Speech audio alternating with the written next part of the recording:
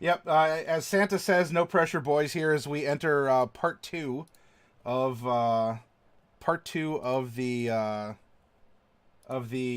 session tonight here. So we're going to now bring the spotlight over to Raphael. And Raphael, you said that you were above deck, right? Yes. Uh, After watching the childbirth, I decided to head up deck. okay. Are you just on deck looking out over the side? Are you in a I'm look, particular place? I'm looking for a nice place to sit down and just sunbathe, pretty much. Get some sun and get some fresh air. Okay. Well, there's two places to do so. You're looking at the one, and the second, which would put you ever so slightly closer to the sun, would be the fore no, not the forecast, the aft castle here, which is the captain's quarters is through the door, and then you go up the stairs above, and there's the steering wheel and all that nice stuff. However, um, you have the deck. You do not have permission from an officer to climb the stairs or the ladder. So All right. you could be back towards the aft of the ship, or you can just be out on the main deck. The main deck sounds fine. Okay. All right. So down below, there's the birth going on, and you said, all right, so that's happening. There's as you climb up to the next deck, there's some soldiers. Like one of them is kind of like rotating his arm. He's like, oh, I swear he was cheating. And then says the human, and the tiefling said something. Well, but to be fair, so were we. I didn't expect that.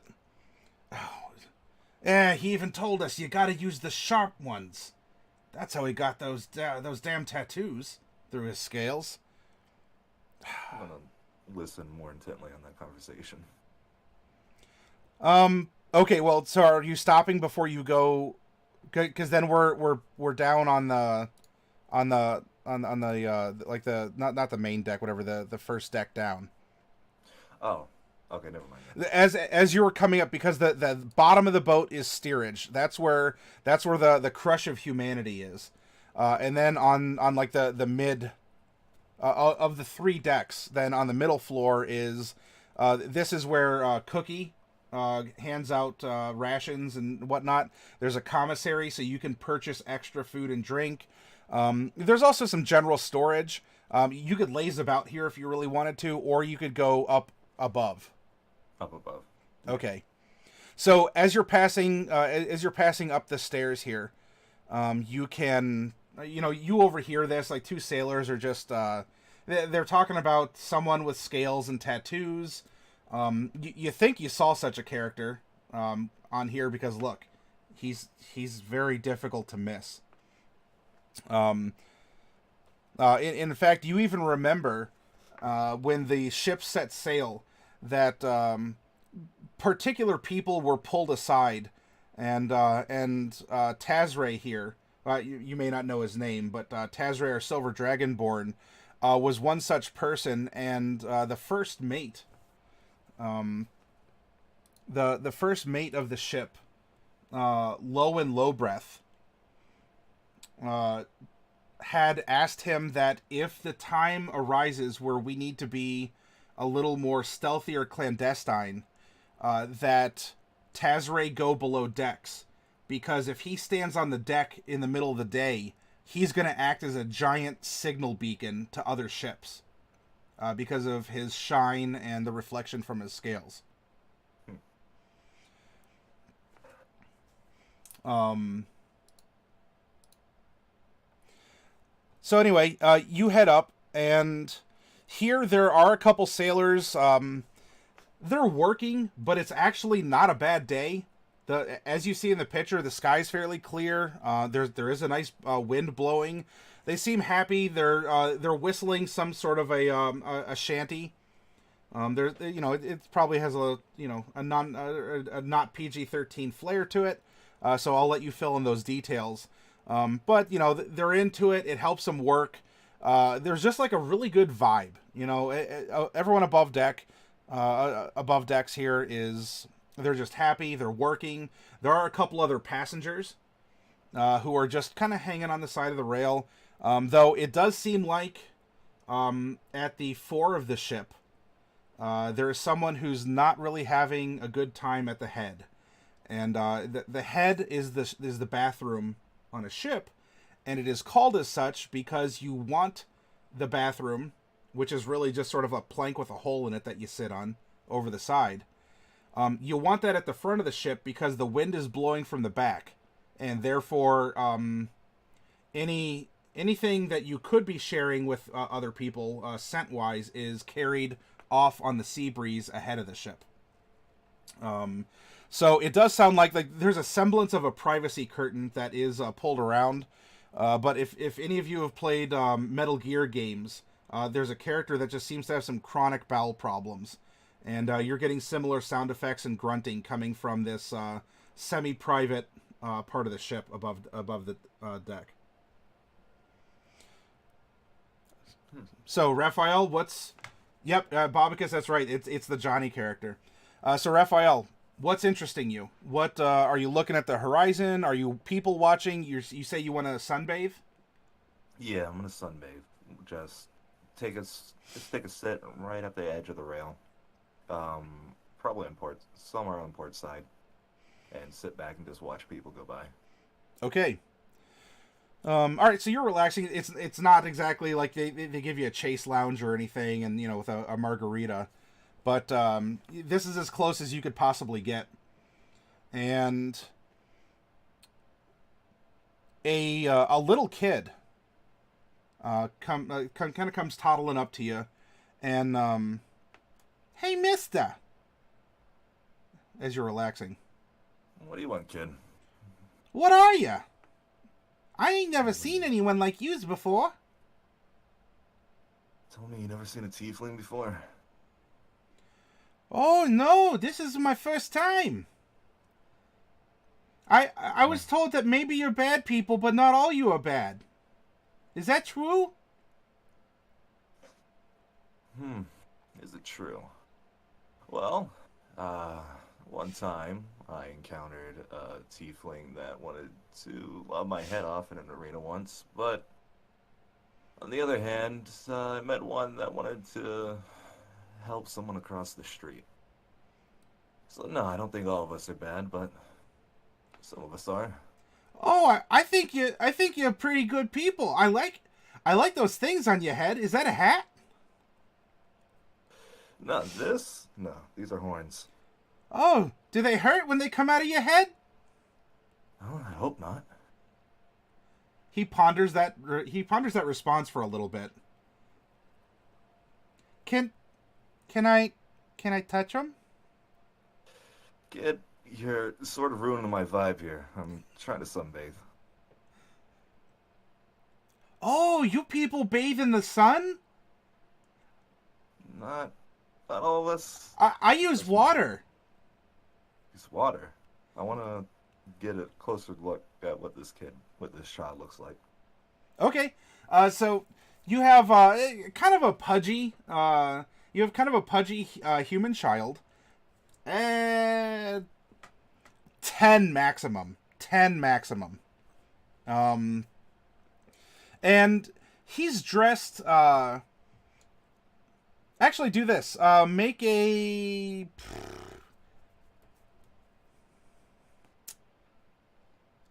What would be a good, make an insight. Insight. Yeah.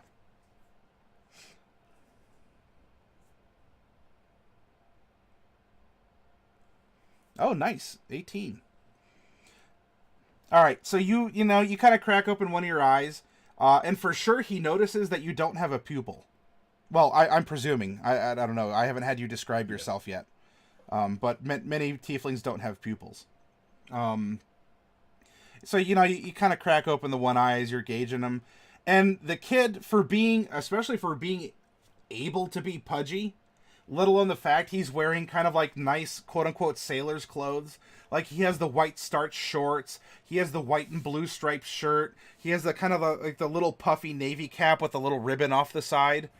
His belly button's hanging out the bottom of his shirt. So his parents kind of dressed him up, and they seem well to do because he's pudgy and he has clean clothes, and he's actually kind of vocal, even with strangers. So even if you're like, oh, my sweet innocent child, you shouldn't talk to strangers. Well, he may be a sweet innocent summer child because he did come up and talk to a stranger. Especially, you warn that, some tieflings will take your head off, and he's like, wow, that's cool. So as you're reading into his mood, he carries a little bit of naivety. He's a bit naive. But that could be of age or a sheltered lifestyle. But he seems happy. He's not offended by your presence, and he seems to be curious. Now, that could mean that he could go on to pester you. But this is what you're picking up. Oh, hey, Juicy Gamers! Thank you very much for noticing us for 2 months now. Juicy Gamers, thank you. Senpai's noticed us. Anyway, go ahead and continue, Raphael, with what you're doing with this kid. Look at him. Why come up here and bother me and the sailors? There are tons of people down below that you can go bother. Oh, yeah, but those kind of people, I understand, aren't like me. That's what I was told. They kind of smell, and he leans in kind of close, and they don't bathe every day. Ah, all right. So, doesn't explain why you're up here bothering me. Bothering, is that a bad thing?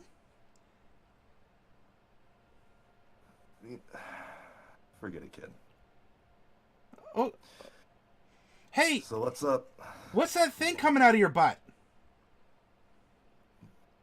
My tail? Oh, that's it? What's that thing coming out of your butt?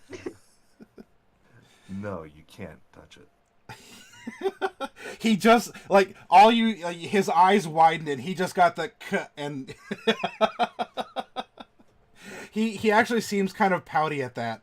And he's kind of like, he's not sucking his thumb, maybe a little residual, but he's definitely like biting his thumb with a quivering lip.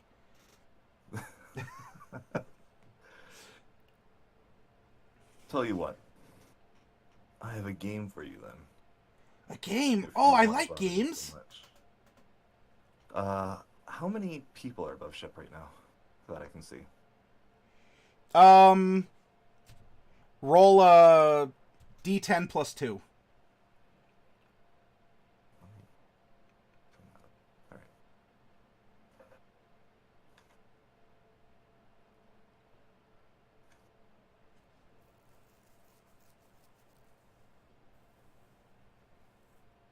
There you go.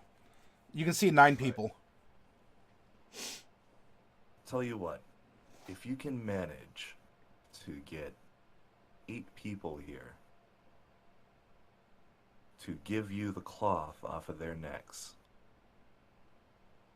I'll give you a prize. Whoa, really? What's the prize? Well, it's a secret for right now. Oh, it's a secret. I won't tell anyone. All right. I beckon them to move in closer. It's 20 gold. Whoa, 20 gold. Yeah. That's...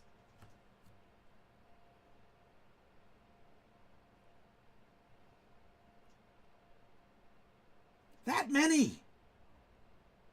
Mm-hmm. Oh, and all I gotta do is get their towels? Yeah. You gotta manage to get 8. 8, that's... that many. Yeah. Okay.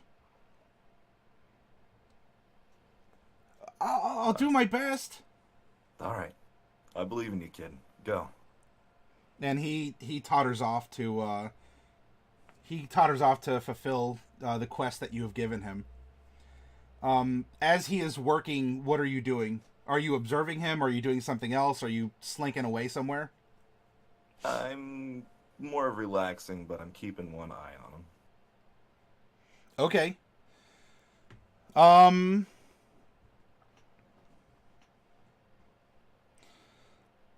So over the course of maybe 20 minutes or so, I mean, you're getting 20 minutes of peace.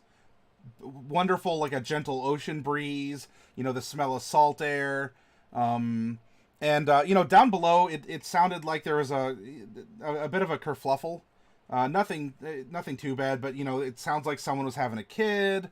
And in fact, for a moment, you even see, because you're above deck, coming out of the captain quarters, Captain Willowick himself. This tiefling who has some slight augmentation to him. He comes out of the quarters, and he doesn't. When I say he stomps down, it's not like he's upset. But he's a large man. He just carries himself as a powerful man. And so, he just goes, and he goes downstairs. After giving the deck a quick survey, he tells one of the sailors, he seems to give him some commands, and the sailor's off shuffling around as the captain goes downstairs.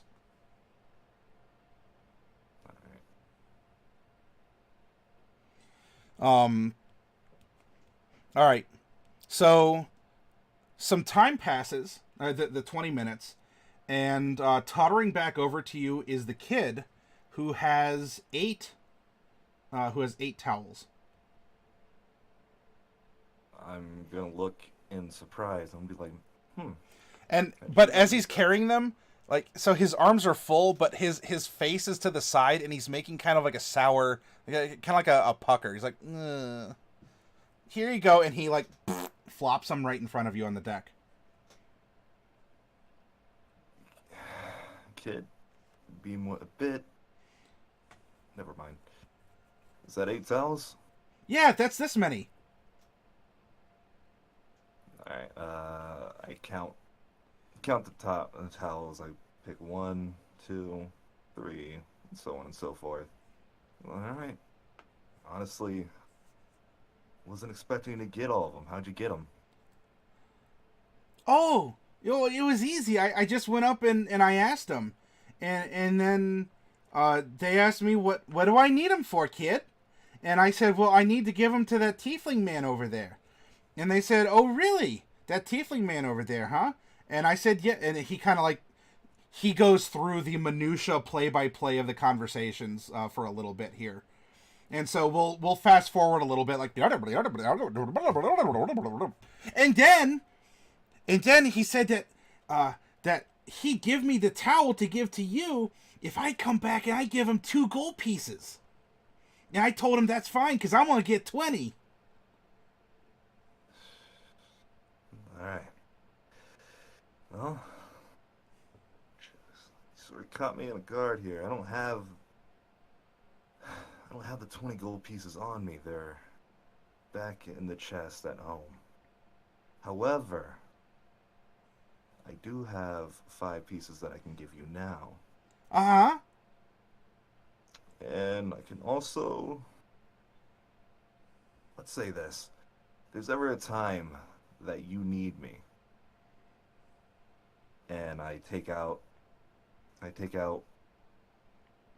piece of paper, and I don't have the quill. Yeah, I asked them, if you can go find a quill, I'll give you something, quill and ink, I'll give you something equivalent to 20 gold. Oh, sure. I can go find that. I can go anywhere. Oh, it's like parts of this ship were made for people just like me. Right. Yeah. It's great to play hide and seek in this place. Although there's some strange people on here. Some people say bad words, and some people are really nice. And there's a couple people, they must be really upset because they keep wrestling with each other.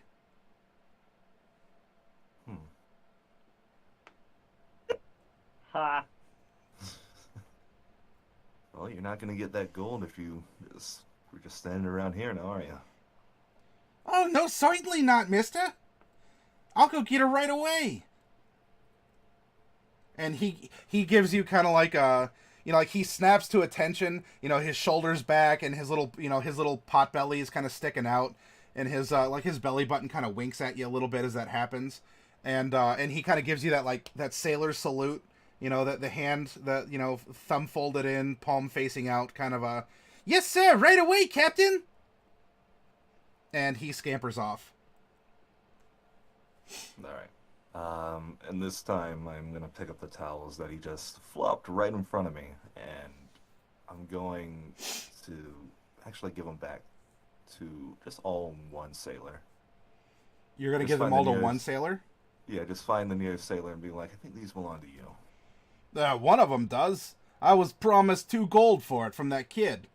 Yeah, it looks like a rich kid too. You know what I'm talking about? Yeah, I think You're the one who put him up to that, huh? it might have been. Nah. What about the money? Well, he's gonna get the money, one way or another. Does he have the money now? Well, he's going to, if he gets back.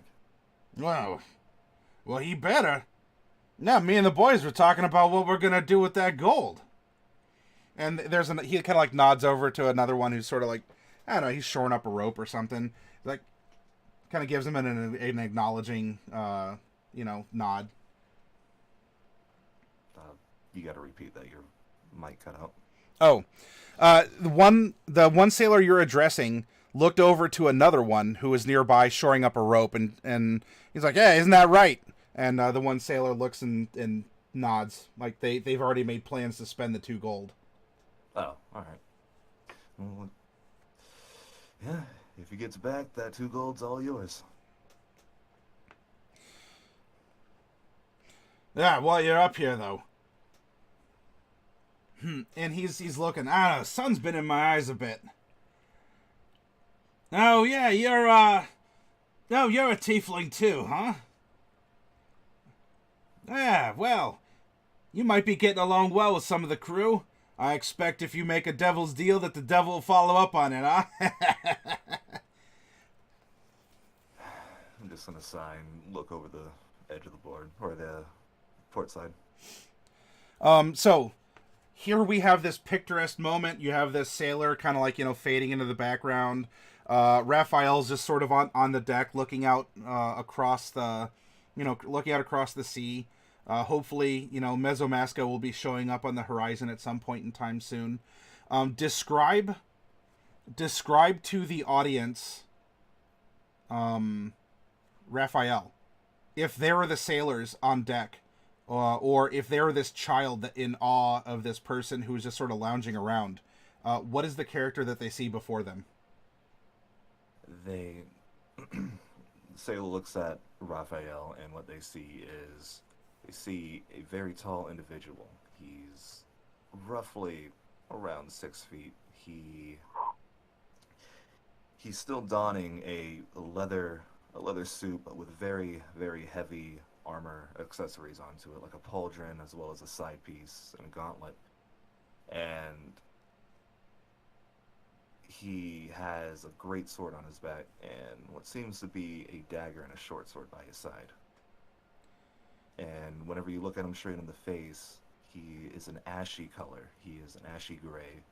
Okay. Who have gold-like eyes. Okay.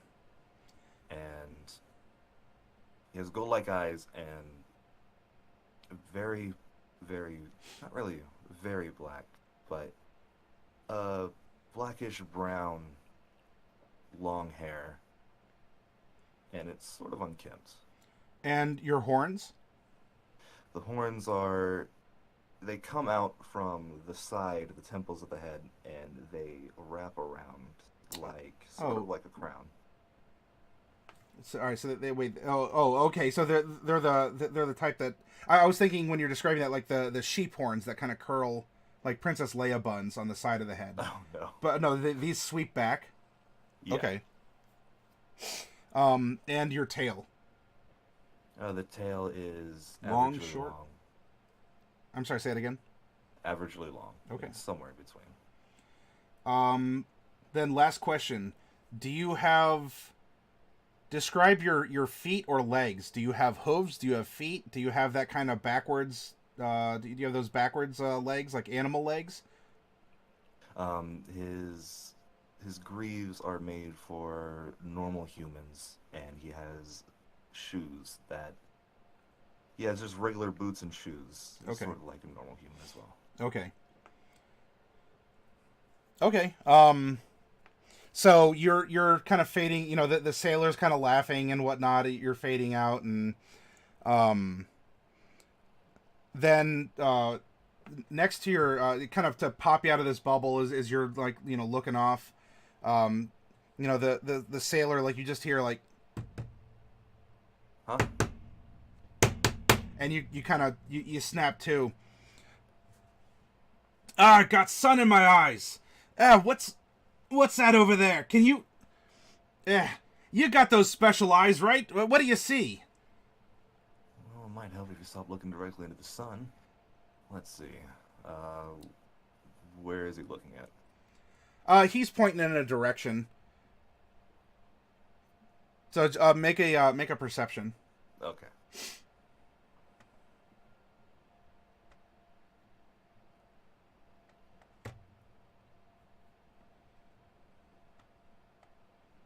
Oh, nice.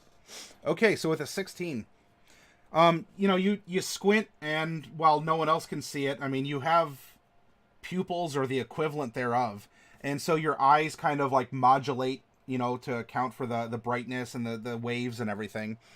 And you can see that maybe off in the distance, you're seeing you're seeing something in the water. It's like a big pile of kelp. It could be, I don't know, just like a bunch of ocean garbage. It could be something along those lines.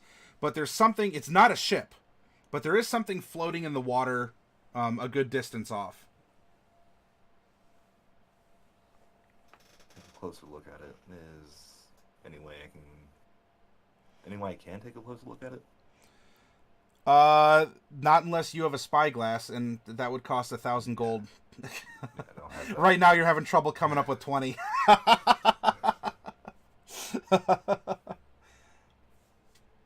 Yeah, do you see something? It looks to be like something's floating. Can't really tell what. Pile of kelp, maybe? Seaweed? Ah, all right. Well, reckon I better go get the captain, huh? He's got some newfangled way of seeing things far away. All right. And he mercifully, I guess, leaves you alone and hobbles off to do his own thing. About which time you hear, "Hey, Mister, and you feel like a tugging. What's up, kid? I got you ink. And you see that he did bring you a little bottle of ink, and about a third of it has spilled on him, sullying his nice white naval uniform. Well, at least you tried, kid. I take the ink from him. Parchment that I take out, and I write like an authenticity ticket for the next arena that I go to. Like effectively an IOU or something, or Yeah. Yeah, I guess that would be the best way to put it. okay. If it's not that's fine. I'm trying to conceptualize what you're making for him. What I was more or less thinking was like for him to have, I guess, it would be front row seats pretty much for the next time I go into an arena.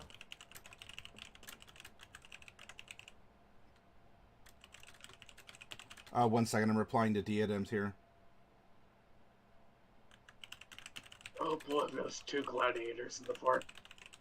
Yep.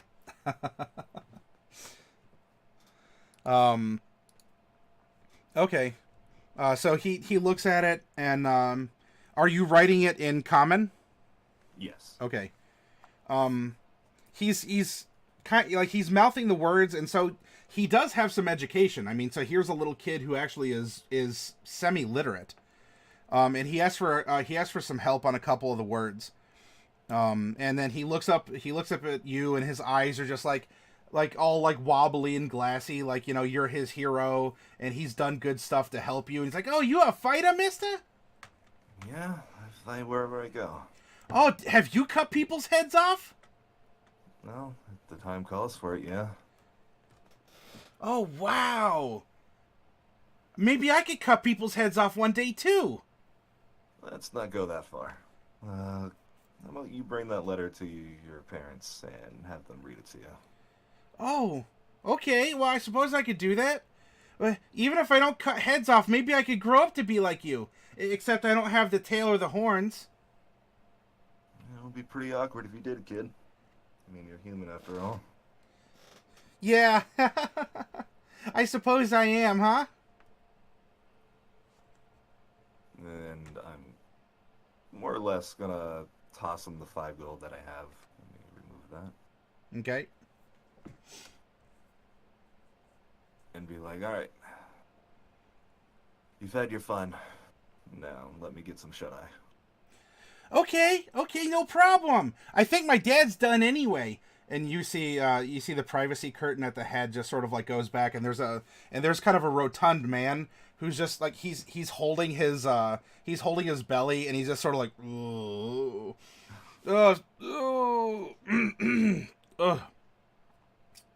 "Son, and he's kind of burping a little bit.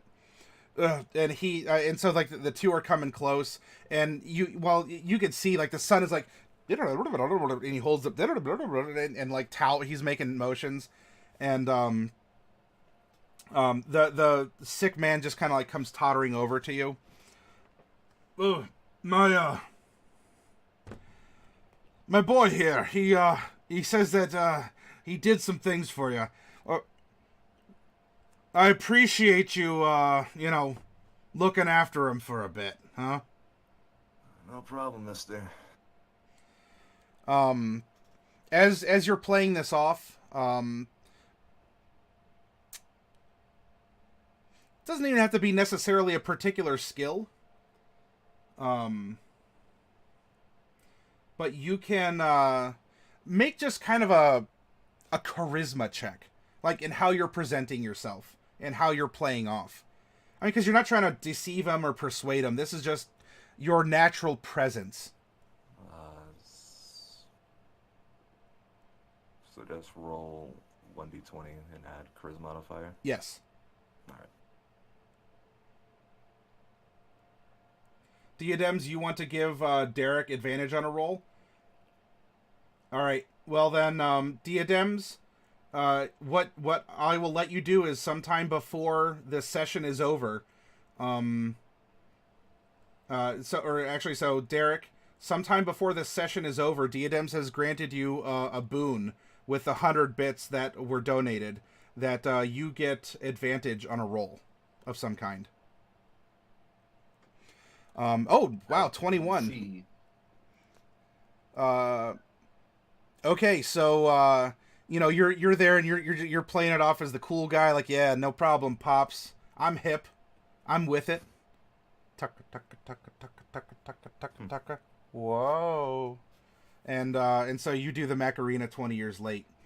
And he says, "I know my my boy can be a bit of a handful," and he's just making, I mean, this man has probably had it had whatever coming out of both ends for the last however long. He's trying though. He's trying to carry himself too as a gentleman. Like he continually like dabs a little bit of drool or stomach acid or whatnot from the corner of his mouth. I want him to see you. He really likes you. I'm gonna keep that pass you made, but and he kind of leans in and he has slightly sour like vomit breath. He's not drunk, but he's really in a poor state right now. "I'll take care of the debt that you incurred. Thank you." No problem, man. And you just hear, like, because he's like super puckered up, and he's like, "Oh," and he hobbles back to the head. I was gonna stop him and say, "Is it what's wrong there? Is it motion sickness?" Oh, cursed! Just being on the water like this, and I think that damn skeleton gave me a bad biscuit. Ugh. I'm gonna chuckle a bit, and I don't know if this is gonna do anything. Let me use lay hands on him. Okay. Which kind? Just for neutralizing a poison effect or disease. Okay. All right. So you go up and like, are you giving him a pat on the back? Like, how are you delivering this? Yeah, it's like Because I ask because your delivery here, it's part of role playing because how you are interacting with someone is also, it's not just touch and it's done. Yeah, that's the mechanic. How is Raphael playing this off? So what I wanted to do was before he hobbled away, whenever he was still leaning towards me, I wanted to interject and say that, and then place a hand on his shoulder. Okay. And use that. So as you do, and he kind of, I think, something settled. Maybe that worked. And then you just hear, and you may very well have neutralized everything, but you kind of get the idea that maybe everything is just like settled and it's about ready to bottom out and flee his body. I'm gonna look at him and it's like, you probably want to go take care of that, huh?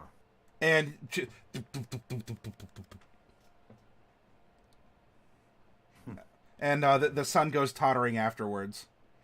And so Raphael, you are on deck, and you have received, in a sense, your debt has been paid, and you've received the gratification of a wealthy patron of sorts. Pardon. So what we're gonna do now is we're gonna cut over to Bright, and she was below deck, and she was kind of magically mopping up the mess that was made by this birth near death. Where would you like to pick up narration? Is this before, during, or after the birth? And where are you on the ship? Any of those would be fine with me. I mean, I would have been in the steerage, certainly, making friends with the people that were around.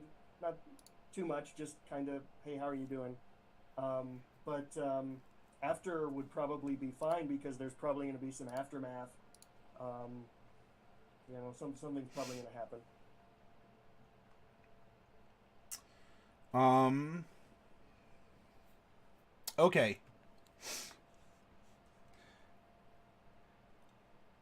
As you are... Okay. So, in the aftermath of the birth, there is a... you're down there, you're helping people out, you've generally been kind and helpful. A kind of a pudgy human kid comes up to you. Hey, you're a kid just like me, ain't you? No, I'm probably 10 times older than you. Oh, that's this many. This many. Whoa. I never thought of it. I could use all my fingers and not just the one. I can show you how to count to 35 on your fingers if you want. Whoa, that's... And he starts... and then he... No, I'm on a quest, you see? And I was hoping that maybe a fellow kid like you could help me out. What do you need? I'm not a kid, but I can help you. Oh, what? There's one of those, there's one of those teeth flings. And he was up above and he gave me an important quest. I know what a tiefling is, but I don't know what your quest is. Sorry, I'm coming across like Mickey Mouse. I got sick today and I can't do my voice. It was better. Oh, that's fine. If you want to, it's fine. Have an accent, don't have an accent, or have a sick accent. We appreciate the effort. Yeah, the effort's fine. Well, you see, I don't know where to find it, but for whatever reason, this teeth fling, and he's pronouncing it TEETH hyphen FLING.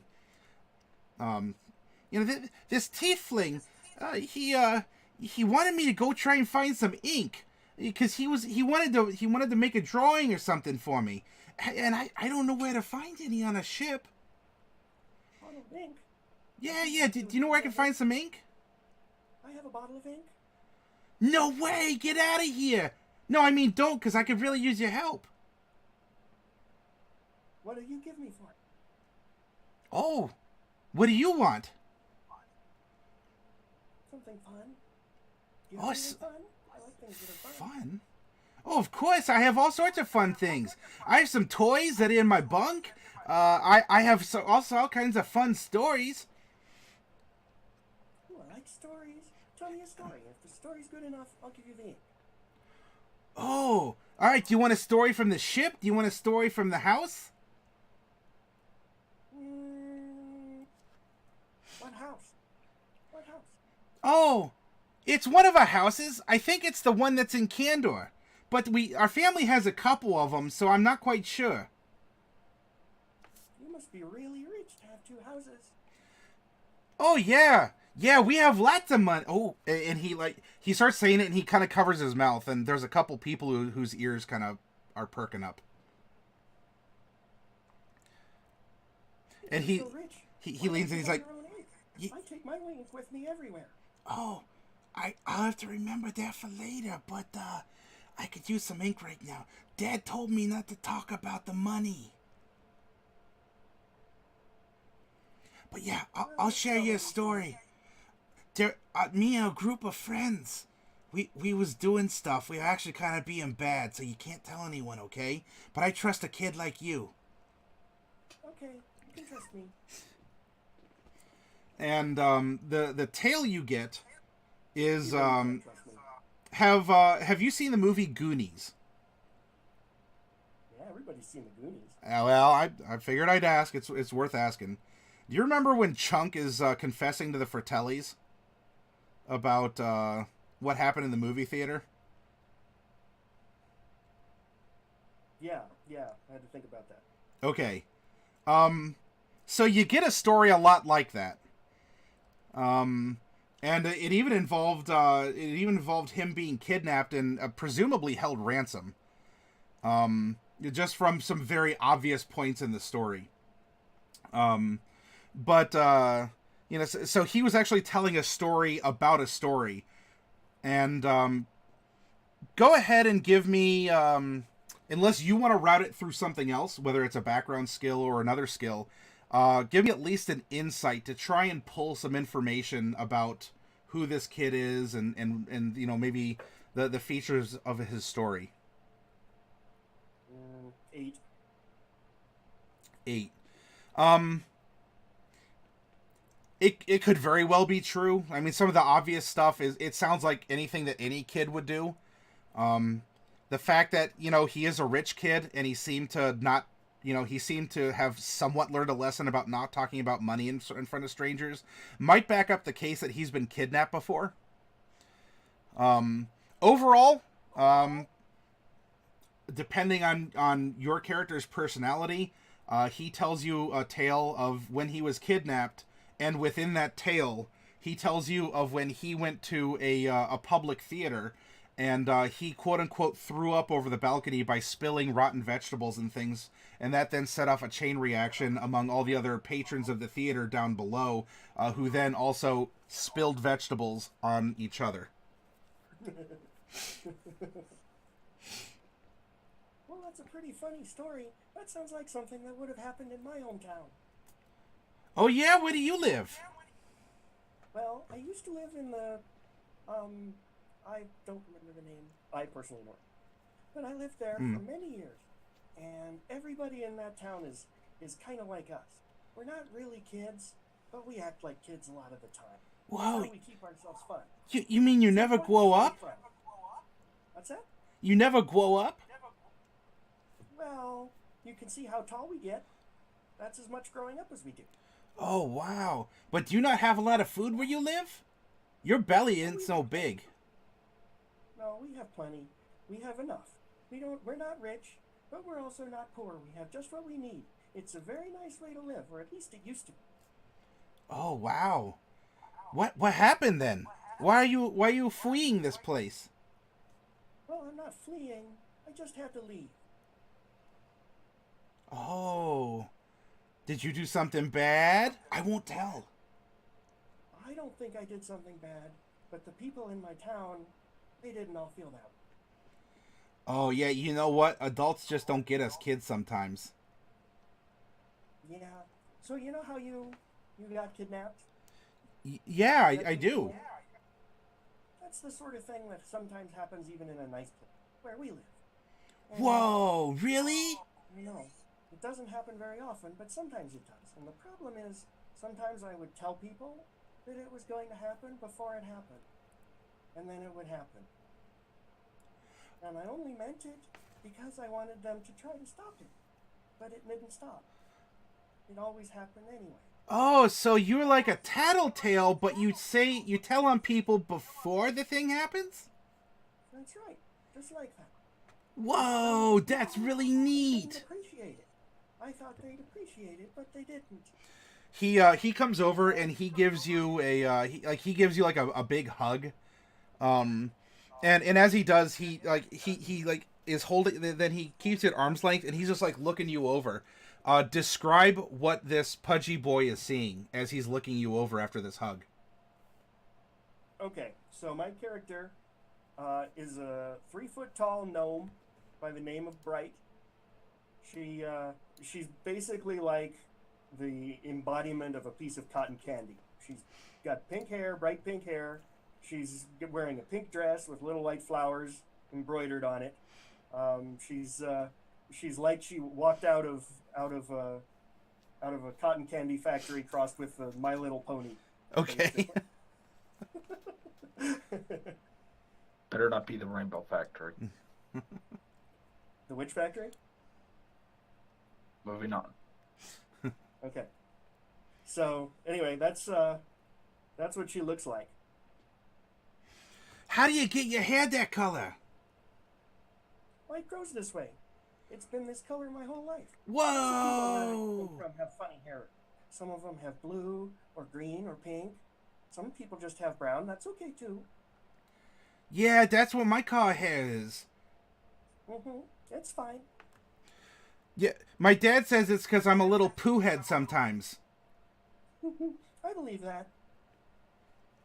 Oh well, if it's all the same, Miss Lady Ma'am, can I have that ink, please? I want to give it to the tiefling up on the deck.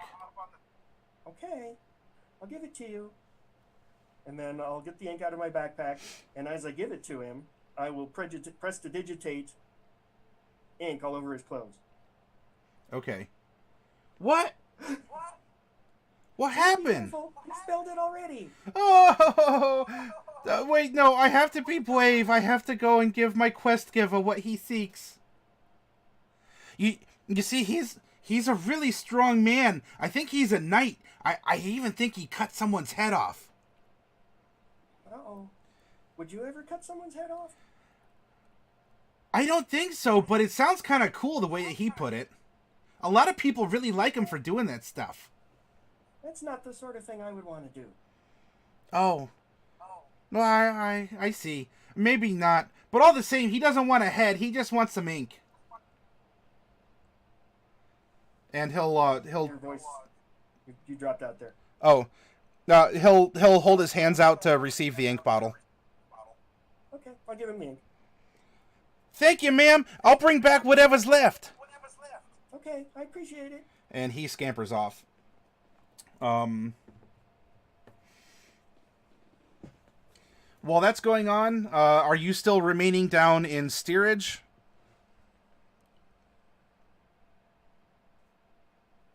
It depends. Is there anything else going on down here? Because if there's not, I would be curious to see what happens between him and Raphael. Although, of course, I personally already know. Well, the lovers have settled down. The couple who just gave birth are all blissfully unconscious, with a very pale half-elf lady that you're assisting, even if incognito.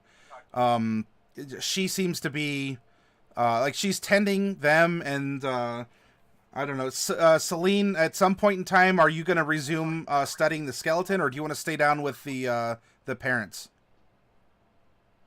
Once I know that she'll be relatively well protected, yeah, I'm gonna go back to studying the skeleton. Okay. So this very pale half elf doctor, quote unquote, does end up. She gets up and she's going up the flight of stairs. And of course, at this point in time, our little Piggly Wiggly kid has also ascended the stairs.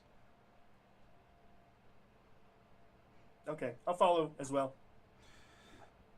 Okay, the kid continues up, and Celine walks over to the galley where there's a skeleton cooking.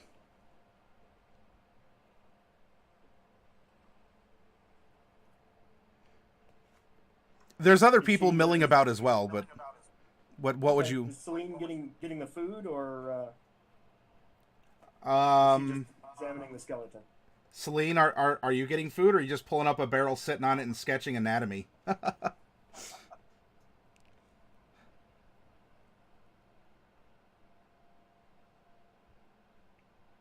Oh, Celine, are you with us? Lethality? Yes, I'm here. Okay. Are you pulling up a barrel, and are you eating, or are you just gonna sketch the skeleton and examine it? What are you doing? Yeah, no, that's about right. I just get some food, start notating some stuff. Okay, well, food for me too. Can never have enough food. No, you really can't. Okay. Now, I haven't introduced myself to Celine yet. I'm just kind of like behind in line. Okay. I mean, your time comes. She's static, so you'll be in front of her for X amount of minutes as people are getting served by the skeleton. Oh, okay. You could say hi passing by, or there's a barrel next to her that you could hop up on and eat when you finally get your biscuits. Yeah, what's the skeleton making? What's the food? You're getting, it would be a good, probably half of a pickle and some toast and some salted pork. Okay. Okay. Gotta The, love the salted pork.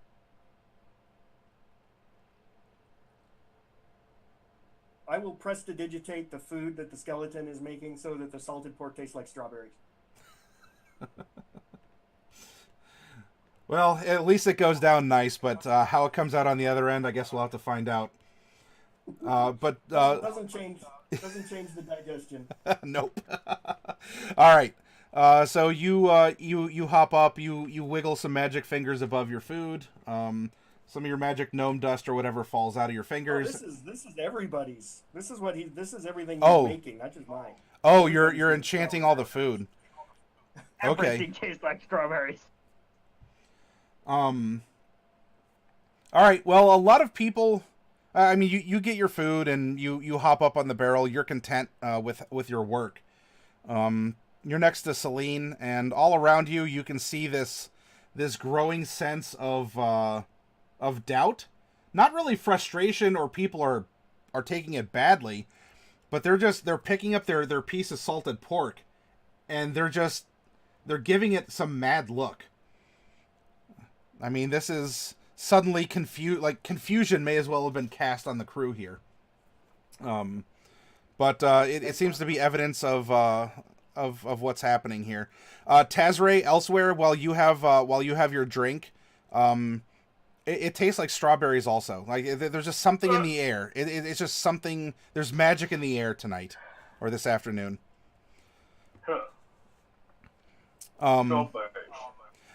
So Fluffy and Celine, I mean, you two can obviously talk. Although Fluffy, since the spotlight's on you, I want to get through a particular encounter, and then we can do some PC to PC stuff, some connections. You hear?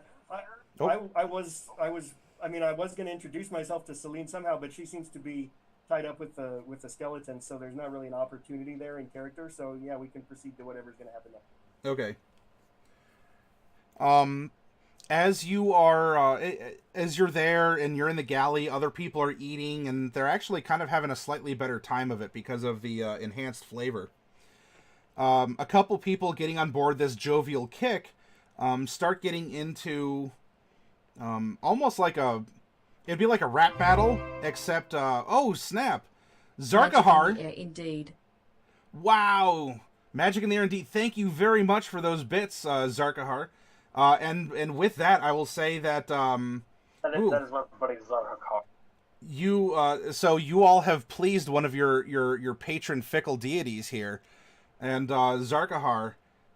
If you wish to grant several like low level boons to characters or the setting, you may, or if you wish to bless two characters with two medium kind of circumstances, or bless or curse. I don't know if anyone here has pissed you off yet. You may do so. Thank you very much. And also, it looks like Zarkahar, you triggered the football giveaway for 14 other people, so enjoy your emotes that Zarkahar provided for you. That's really great. Yeah, biggie bits. And so, Fluffy, you have a couple people who are passengers and even sailors, and they start getting into effectively what would be a rap battle of the time, and so it's like a limerick. It's a limerick off, where they're trying to come up with creative limericks and puns back and forth about certain subjects. Okay. Do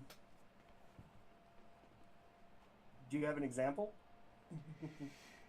So in response, there's someone who was like super smug in his delivery, and it was kind of a bawdy limerick too. You may be strawberry, but your cheeks were kind of blushing after that one. And so the other person says, "Nah, I got you. Here's one. Try and wrap your noodle around this. There once was a man from the sticks who used to like writing limericks. But he failed at the sport. He cut him too short." Ah, you get it? I get it. And there's a couple people sitting around that are just scratching their heads, and there seems to be one person who's just sort of like compulsively twitching, like, complete the limerick. Complete it. It has a rhythm. Complete it. And a couple other people are just laughing, and there's a good mood on the ship.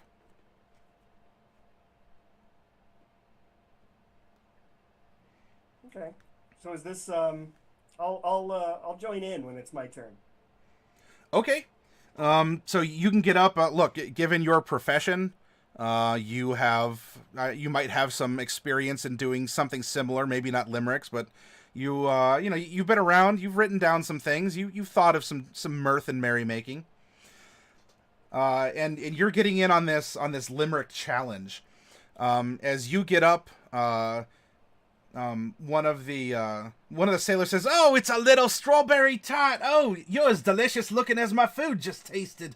Oh, what do you have for us, missy? What do you have? Tell us a limerick, won't you?" All right. That guy, is he like being jovial, or is he being obnoxious? He's make an insight, actually.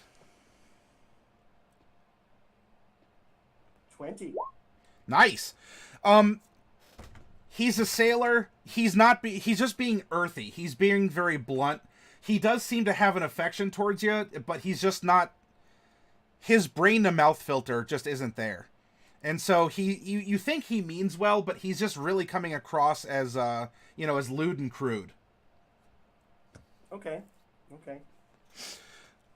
If you want to present a limerick in character, you certainly may. If you want to roll a performance, we can do that too. What's your pleasure? Give me 10 seconds to think of one. Sure. Actually, while you're doing that, Raphael, I want you to give me another perception check as the ship continues sailing. Alrighty.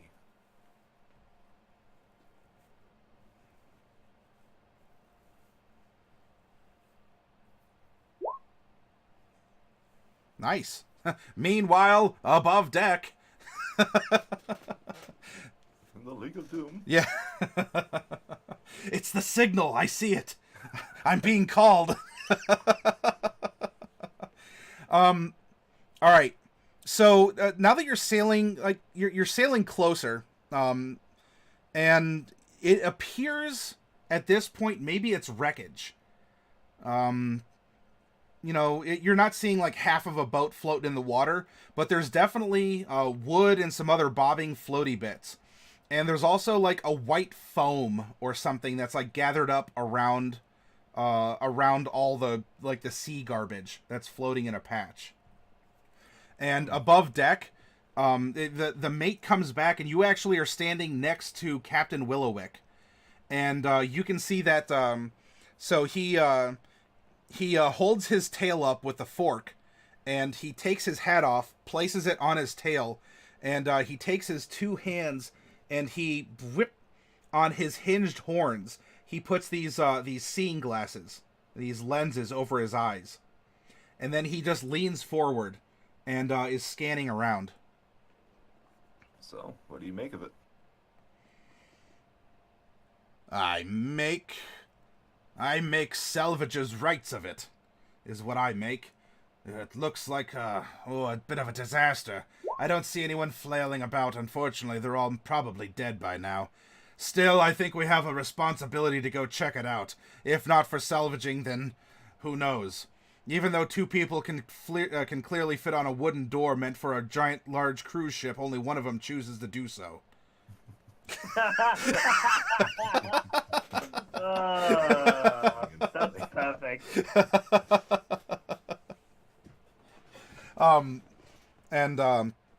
So he flips his binoculars back up, and he regards you. He has a stern demeanor about him, and you know what? You're a tiefling also. He's a tiefling, and it's easier for you to tell where a tiefling is looking because well, we don't have pupils, but look, you follow like the blood vessels, or there's like some weird like, I don't know, sub pupil that people don't really know, but you do. It's a tiefling thing. Yeah. But you can tell like his eyes fall on you, and he's looking you over. He's judging you, but even without an insight roll, he's not judging you like you're worthy to be on the ship. You've seen this before as a gladiator. Like, he's sizing you up. He's evaluating you. Maybe not judging. He's evaluating you. And he looks at you and says, "Strong arm." I'd like to think so. As we go, if you're willing, I might be able to give you a couple gold for helping my crew out. If we have to salvage anything or rescue people. Sure, I'm always in the need for money. Why not? Well, and I'm always in the need of labor. Though I would be careful, and you can perhaps understand why he was leering at you a little bit. With what you got, that sword, that armor, poof, you'll sink quickly if you go overboard. I'd be very careful if I were you. You might want to consider, if you want to store it, I'll put it in my own cabin to make sure it's safe. Yeah, I'll do that. Thanks for the heads up. Talk to my first mate. He'll get you set. I have to go down below decks. Apparently there's a baby born, and I have to release some medical supplies and alcohol.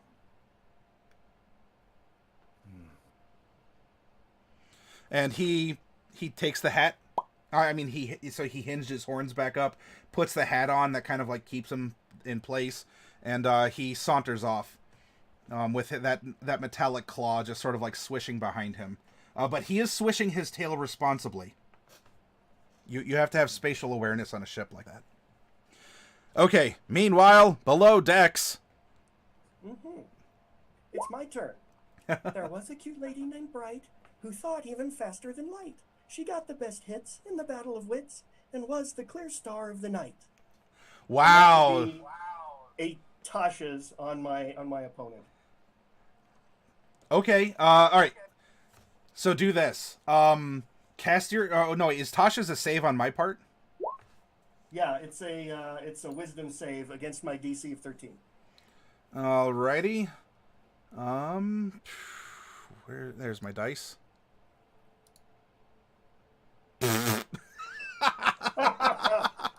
Awesome. This Radio. so your opponent's just looking and just almost struck dumbfounded for a moment.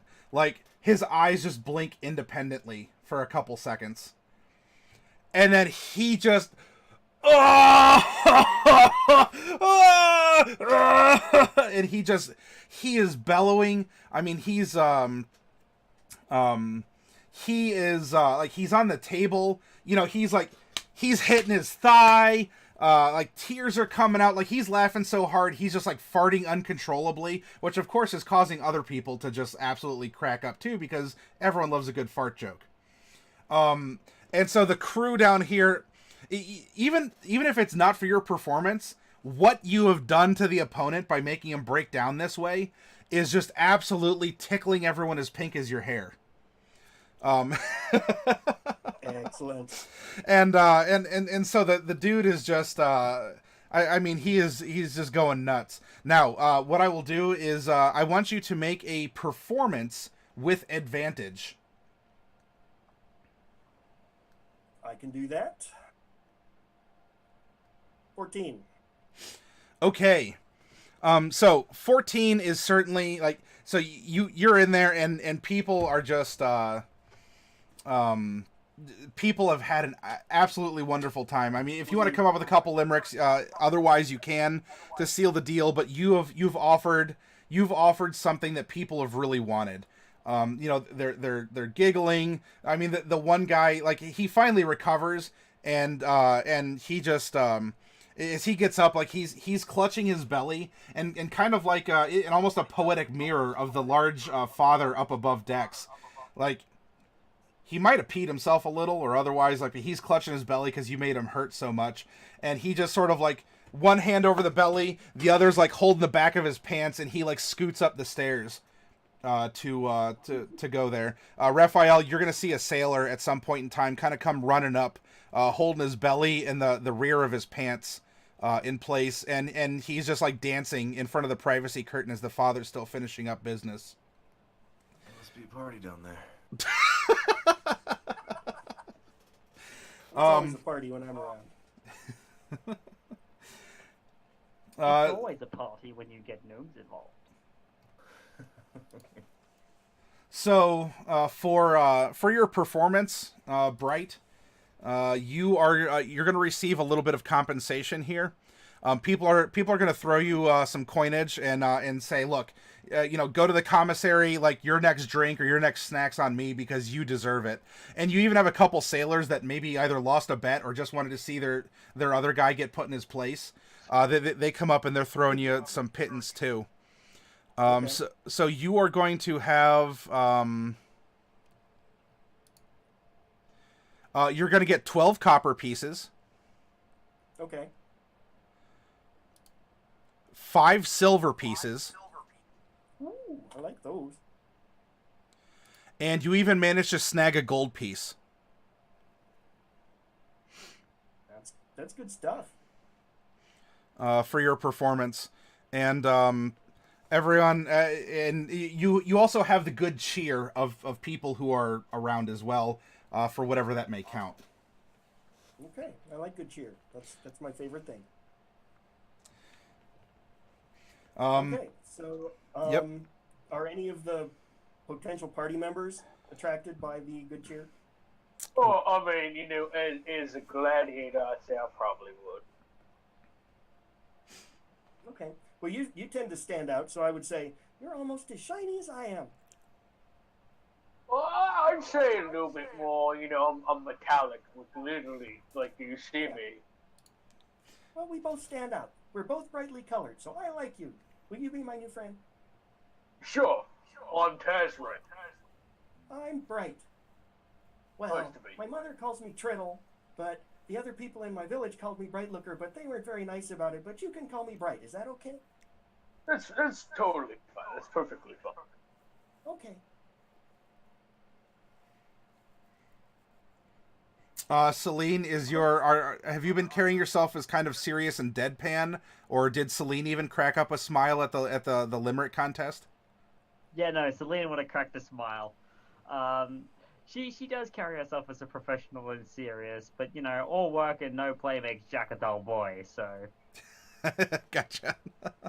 And then Jade, who's been down below decks, you may not have necessarily heard exactly what happened, but there's definitely a lot of mirth and laughter going on above you that you can hear. Yes, I can hear it. I can hear it. Oh, wondering if that's really the case. After all, everybody was in such a panic, right? As Jade starts to make her way to the upper nail floor, she starts to try and stay unawares, keep out of people's way. She doesn't want to draw too much attention to herself as she weaves on occasion, just tugging on her hair like as if it was some kind of comfort blanket. And she makes her way up to seeing this cavalcade of people with the screaming and the laughing and those little bits of life leaving the body. It's a waste of life. Why would they let them out? No. But she reels herself back and then tries to smile, but it's a very forced, awkward one. She's just trying not to draw more attention to herself. Stop it! Stop. So she's seeing people who are laughing as leaking life through their faces? You're expelling breath. Life is breath. Oh snap, Coffee For Cat. the hideous later crit fail on Matty's part, lol lol lol. Hey, thank you very much. So Coffee Cat, you can also you have a minor blessing or bane that you can confer onto a player. And speaking of which, Zarkar said, I'll hold on to this bane or blessing until the right moment. I'm thinking of a harmless yet humorous bane. Okay. Well then, so you're hanging on to it. So you're coming up there's all kinds of good cheer going on. And you all can feel the ship kind of gives a not in a concerning way, but it's certainly you can hear some waves kind of spanking against the wooden side more, and it creaks, and you all see think similarly to Indiana Jones and the not Lost Ark, Last Crusade. When they're on the blimp and it starts turning, and so the shadows start changing and crawling across stuff, and you're noticing from the light that's leaking in from above as you're on this mid level, the shadows kind of like change and shift. Light hits parts that weren't before, and it seems that the ship is tacking to the port side. A couple sailors, not in an emergency fashion, but you do see that a couple of the sailors get up from their laughter and their snacks, and they report up as you get that woo, kind of a whistle.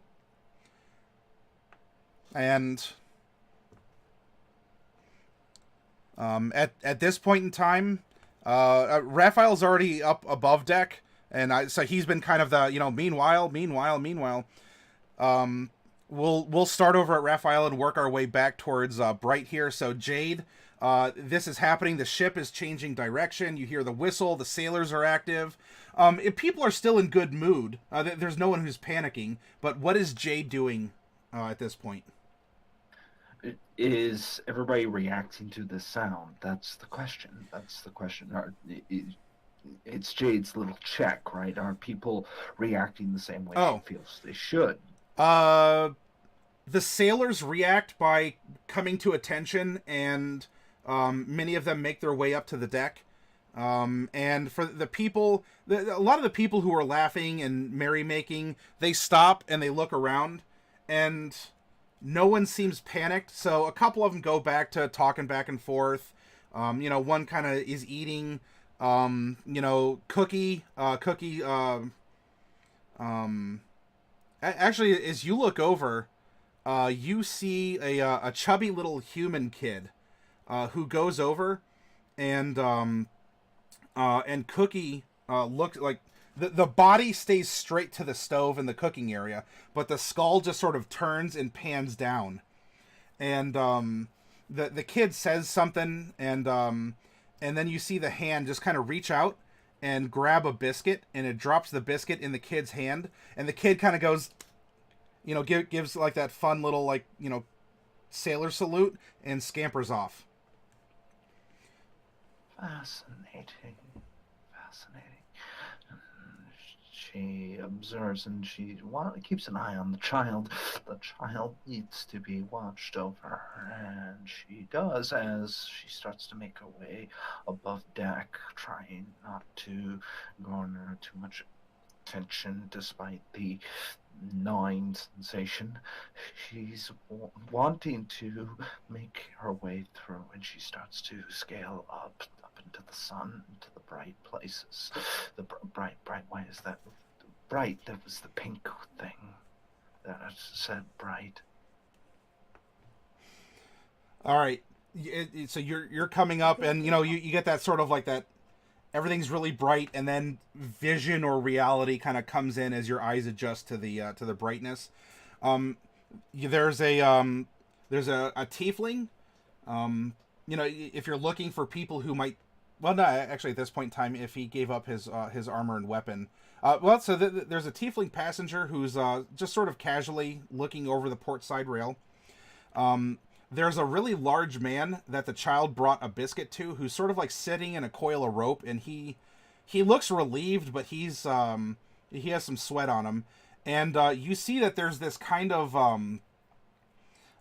there's this kind of trail, a brown like liquid trail going starting from like the mid-mast going all the way up to the head, and the privacy curtain is drawn. Aside from that, there's some sailors. One of them is mopping, and you just hear him go like, "Oh, Jahoy's gonna owe me for this." And there's others. A couple of them are looking out over the port rail. A couple, like I don't know, one is probably doing that. Another one's ascending up to the crow's nest. And the first officer, because you were introduced to him, all of you as passengers were. The first officer is up on the aft castle, and is you can see is like turning the ship's wheel to port.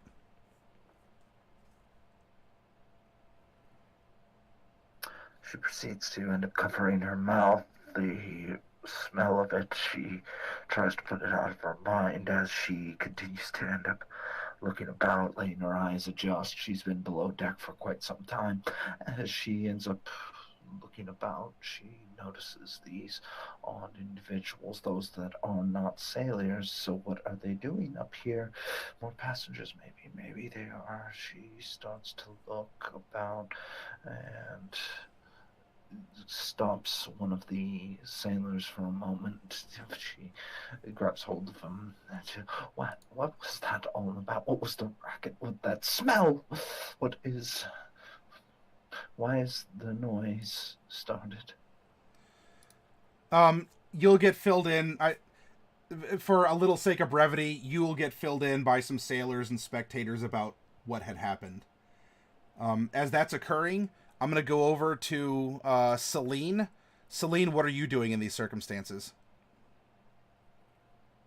Okay, so everybody's paying attention to the port side of the ship. I'm guessing the salvage, that's where the salvage is. It's out there, and we've started to head towards port. You have heard possible rescue as well. I will probably stop taking notes, considering the everyone's kind of got into serious mode. I'll have time to study a little bit later, and I've got quite a amount of information as is. So I'm going to also move up to the top deck. Okay. And have a look and see what's going on. Okay. So similar description to what I provided Jade. Tazray, what are you doing in these circumstances? Well, I see a light, and I'm guessing the whistle, meant that, so, land. It's okay, time for me to light up like a star. I'm gonna walk upstairs. Uh-huh. Oh, I'm and just gonna look bask for in the sun and give a signal out, or? Yeah. Okay. Yeah. I'm gonna wait for. I'm gonna try to find the most interesting individual on the top deck. Well, you have a virtual rogues gallery up here that everyone's seemingly accumulating at the top deck. So I'll let you pick your poison in this case once we get everyone up here. Alright. And then finally, we have Bright. What is Bright doing in these circumstances? No, I'll go with Tezray, for sure. Okay. So you two that were having this pleasant conversation, you both make your way up there, and sure enough, there's some sailors. It looks like they have some gaffing hooks ready. A couple of them have weapons just in case, because you should always be prepared when you're out on the sea. And there's a little bit of tension, but oh, Zarkahar, thank you very much. Run, follow us if you want to live. Oh, Santa, you gotta go? Alright, I'll see you later, Santa. And so they are, the ship is preparing, and they're actually bringing the sails down to try and, like, cruise into the wreckage without just plowing right through it, so that they can stop and just sort of, do like a circle. Like, there's a couple smaller sails that they keep up just for lack of a better term, we'll say that they're dropping out of warp and going into impulse, or even like maneuvering thrusters, to use some Star Trek lingo here.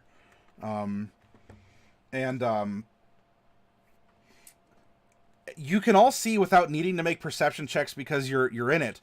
There is wreckage here. It not the complete part of a boat. I mean, I don't think any of you are shipwrights, but definitely compared to the boat that you're on, or the ship that you're on, there's not nearly enough to comprise even something like Lely Welland's Gamble.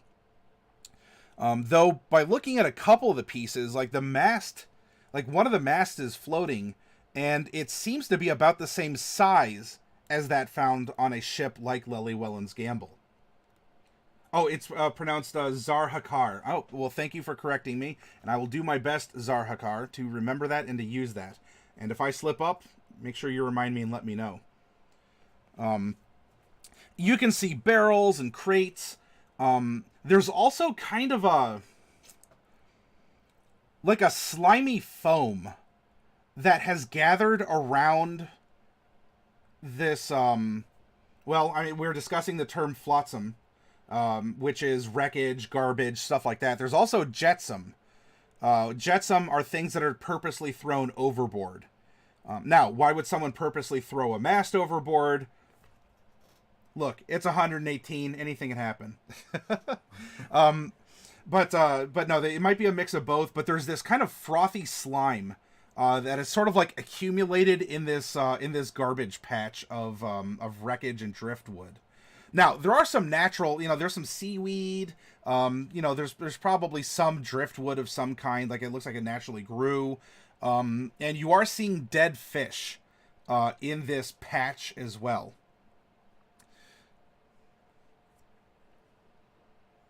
Prompts over to you all. Questions, comments, concerns? Do the fish look like they are dissolving, or that there's any form of burn marks in the wreckage? The fish do look like they are undergoing decomposition. Rapidly, or we just got here when they've been decomposing the sun for a while? I'll need a skill of some kind. How would you like to filter that? Given it is nature, let us use a nature check, shall we? Yep, go ahead. Man, high rollers club over here. All right, you're gauging it, and it looks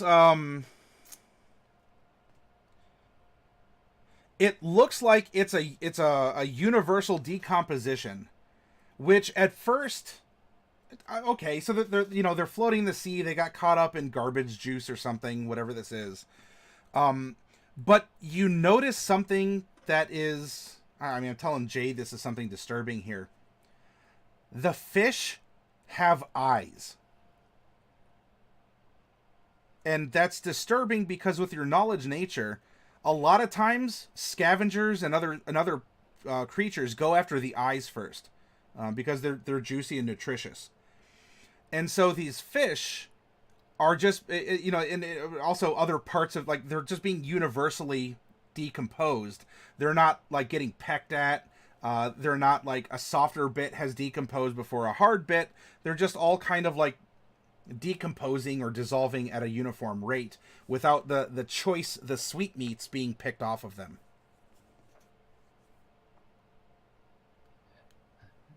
The eyes are watching.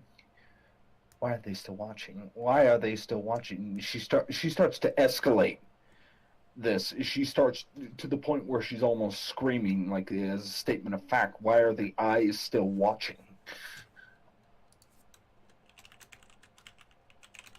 Okay, so for those of you above, Jade, if you know her or if you don't, she is asking herself panicked and rhetorical questions. What are the rest of you doing? I'm gonna have a look at what she's looking at and see what her issue is. Okay, so you observe Jade as she's having a contemplative moment, such as it exists for her. Anyone else? I am going to be coming back from putting my equipment away. Okay, so you come back out, and there's a little crowd up here, and a lot of the sailors are just, they have their hooks prepped, and for them it seems pretty standard issue. Yeah, the first officer helped secure your gear, and then he went up to the quarter deck here, and so he's up on top. You came out of this door in the middle here, and you're walking out to the port rail. I did, however, keep my short sword and dagger on deck. Sure. Tazray has very selective hearing. He's going to try to ignore the whole why they're still watching thing. And he's going to look over at the tiefling surprisingly the same height as him. And just kind of saunter his way over to him. Okay. Raphael, you have a very shiny dragonborn approaching you. What's up, Lightbeam? How's it going? Oh, I'm pretty good. I couldn't happen to not realize that you look pretty strong. I hope I am. Otherwise, I would be going to my death in these waters. Well, whatever you're doing, I hope to assist you. And he pulls out his great axe. He's like, this is my baby. This is my child. This is my shimmering diamond right here. Well, hope you know how to use it. Guess we might need it. The name's Tazray. Raphael. Nice to meet you. Hope maybe we can spar sometime. You look capable. Maybe. Right now, I want to get some gold and get this debris out of the water. I'll help you. I'm pretty strong, if you couldn't tell. Raphael, you got a bro kind of coming up on you here. And lastly, Bright. What is Bright doing? So everybody's just basically getting ready to haul the debris aboard. Nobody's like getting in a boat or anything. Not yet. Okay. Yep.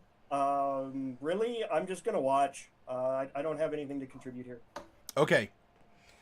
All right. So the boat is put down into maneuvering thrusters only, and it kind of does a lazy circle around the patch. And as that occurs, the sailors are scanning through. You hear them talking like, "Oh, that barrel's gonna be mine. Just you wait." And they're kind of gambling with each other as well on maybe contents or on cuts and shares. You see that Captain Willowick comes back out, and Raphael. He tells you, "My first mate's up keeping us in a safe pattern. Hold my hat, will you? If you're a temporarily commissioned crew member, follow your captain's orders." All right. So he hands you this very elaborate captain's hat, and he climbs up on the rail. He flips his horns back down that have this built-in binocular, and you see what he does is he takes his tail with the four-pronged hook or whatnot on it, and he wraps it around the rail, and then he leans himself forward, so he's leaning like parallel to the deck of like almost parallel to the deck of the boat, except a little further down on the side. Does that make sense? Do you get what he's doing? Yeah. And so he's there, and even though he's almost parallel to the sea, he has his arms crossed, and as he's bobbing back and forth with the roll of the ship. He's scanning. Aye, wreckage. Seems like, not more than a day too old. Looking at the wood. Could be good haul. Don't see survivors. Wait a minute. Old. And he, with the might of his tail, because he's a powerfully built tiefling, he like clenches his tail to like almost reel himself back up, and then he gets further down in another part. So, and the rest of you are seeing this. I mean, this captain is dressed impeccably, very powerful figure. He's using that hook built onto his tail to hang onto the railing that allows him to kind of pivot with his feet off the side of the ship, almost like he's rappelling. Or think the opposite, the old 60s Batman, where they kind of like tilted the camera and they were kind of doing the shimmy up. Well, he's looking down off the side of the ship. Kitsune's getting in on this. I think I see. Yes. Oh, a figure. Ropes. Rings. Hooks. And some of the crew come over. Hook. And someone places a gaff in his hands, and he takes it and he reaches down.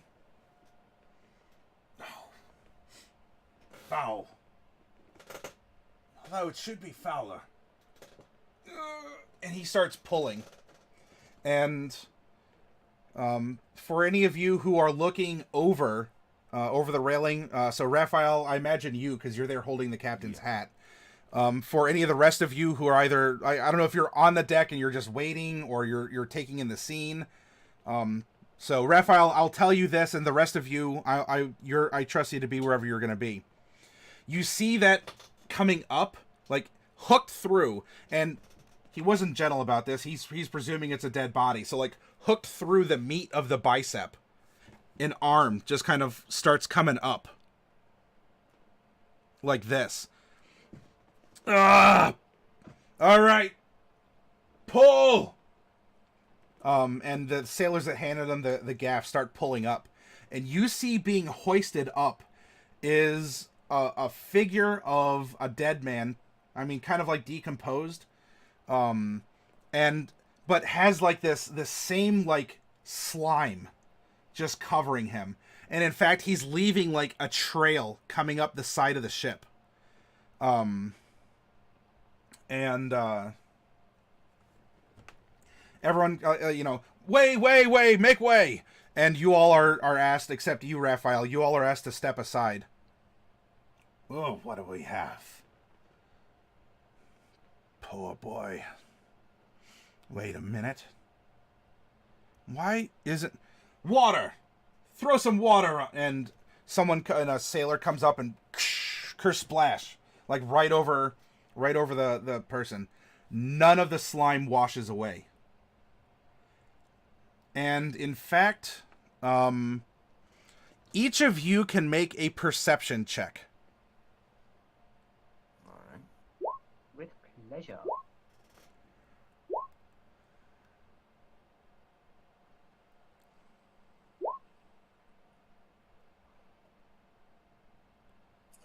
Alright, hold on. My sheet is opening.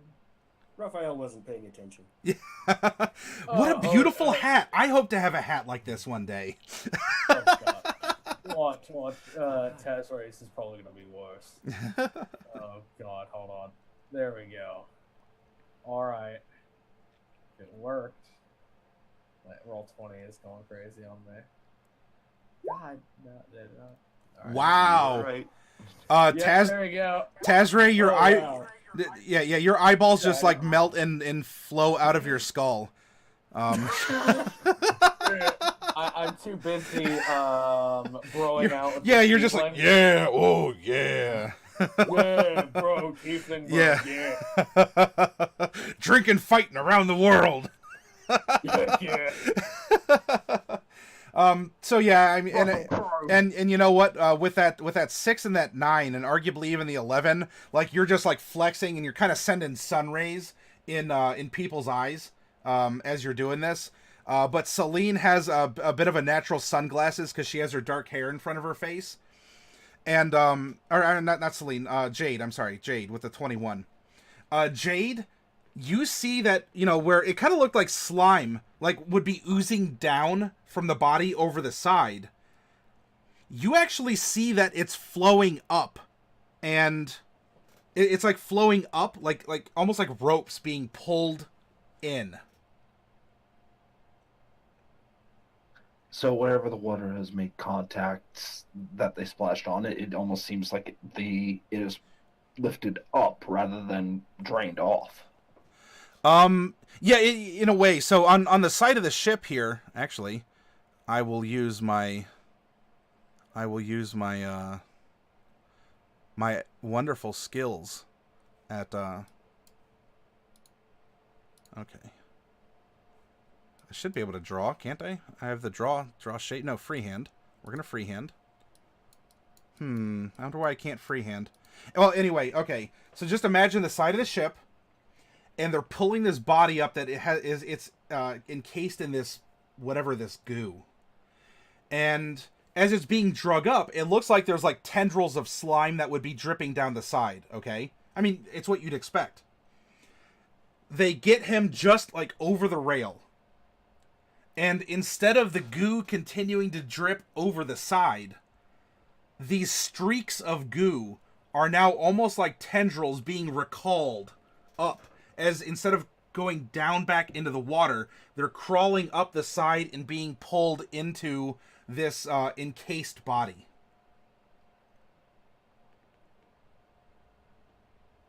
Who's currently the closest PC to the body right now? Let's do this. Wouldn't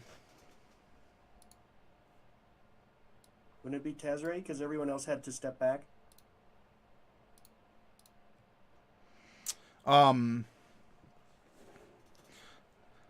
So we have the captain, and then Raphael. Can you all see this? Is the map big enough for you all? Yep. Yeah. Okay. Yeah. You can zoom the map. There's a slider in the upper right-hand corner. Oh, so if the map yeah. isn't to your taste, you can just adjust it. Okay. So there we go. Raphael, if it means anything to you, your gear is stored in this section 3 over here. Okay. All right. It's useful.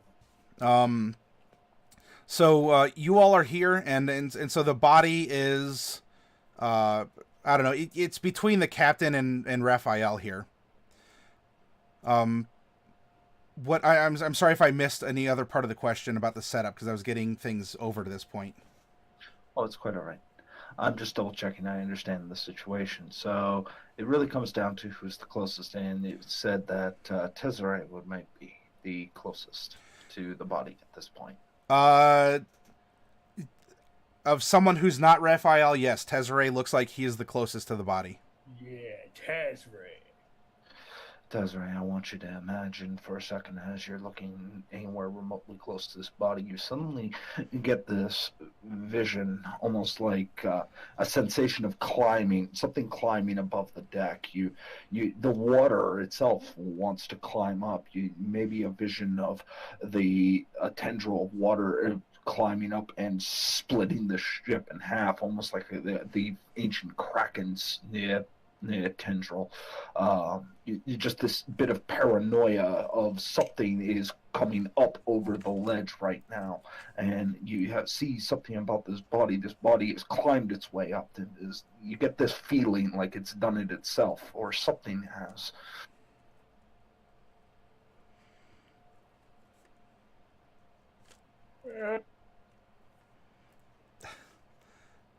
Be going, demon, this is my ship.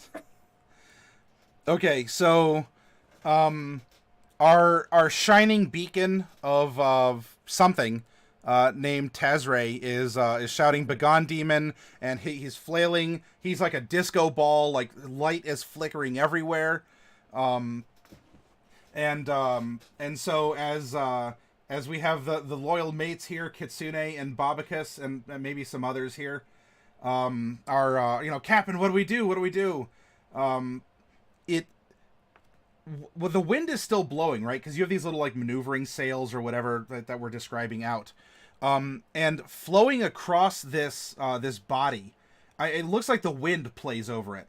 However, the ripples aren't going in the direction of the wind, where it should be going, aft to fore.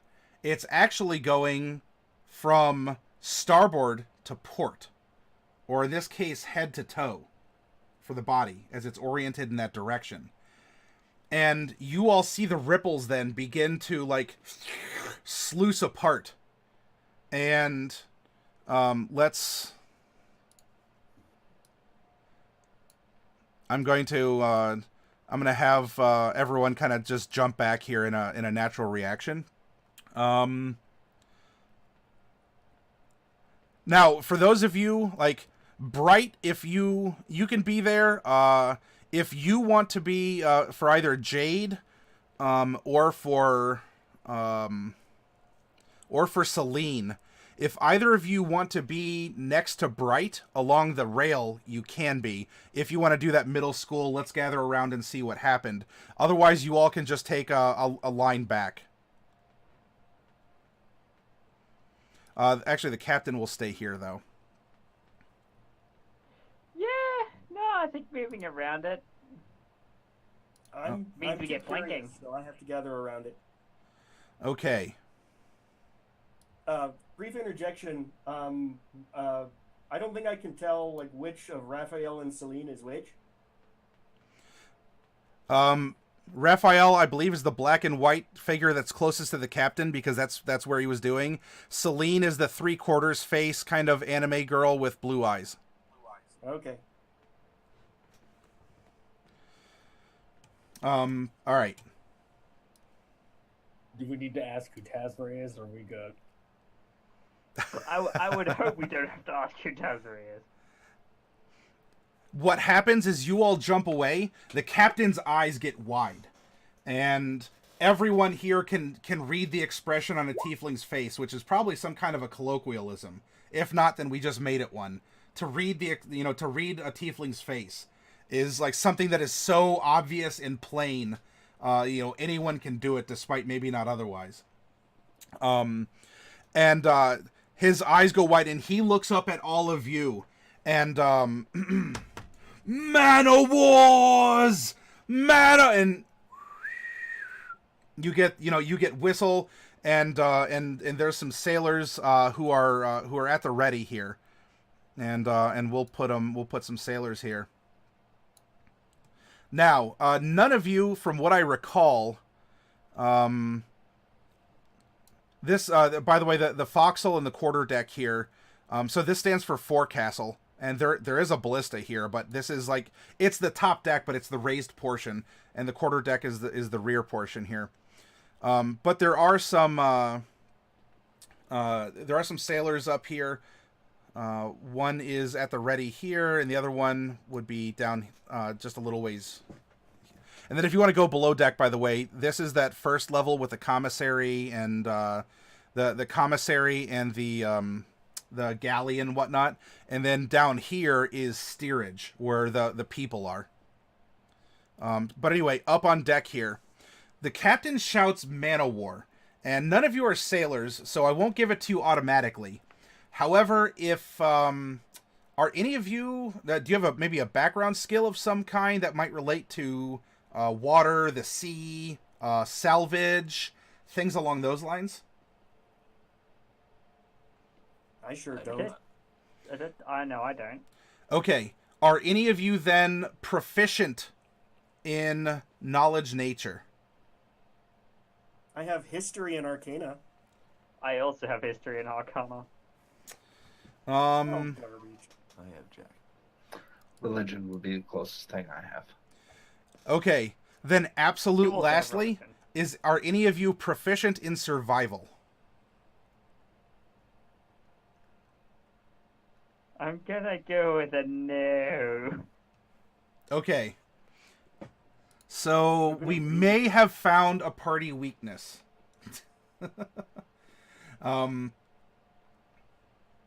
That's fine though. All right, what you see, whatever this man o' war is, there is in fact a humanoid body contained in this creature. However, it looks like a jellyfish of some kind. Has like is like a shower curtain around it. And as this thing kind of gets up, it does so almost like the, you know, if the puppeteer was wearing the puppet. And so this thing has this body that's just kind of, you know, wobbly, and in the tendrils that are attached to the body are moving. And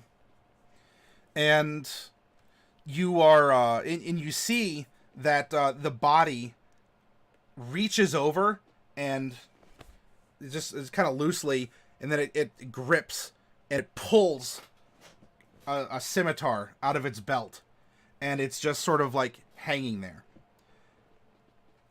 The captain the captain shouts, "Man o' war! Man o' war! Everyone, be careful!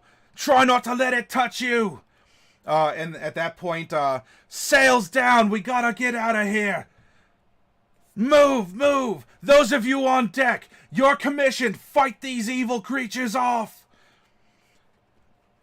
And, the captain himself, pulls a sword out of his belt. And as this is happening, you see that sluicing up on the deck, while you all were looking over, you do see that there were several other of these man-o'-wars. However, they don't contain bodies inside of them, so they're kind of a bluish, transparent color. This red one, though, seems to have maybe blood or, you know, whatever, something that was in the body that it's containing flowing through it. And so while they're all man-o'-wars here, you have this red one that has a body in it. And then you have these others that do not have bodies. Does that make sense? Yeah. Yeah, I get it. Okay. I would like you all to roll initiative now. As these creatures are Okay, so point of order for Roll20, you have to click your token and then click the initiative on your character sheet, or it doesn't do the right thing. You have to click your token first. Yeah. Neo Realms, thank you very much for the host. Wah wah.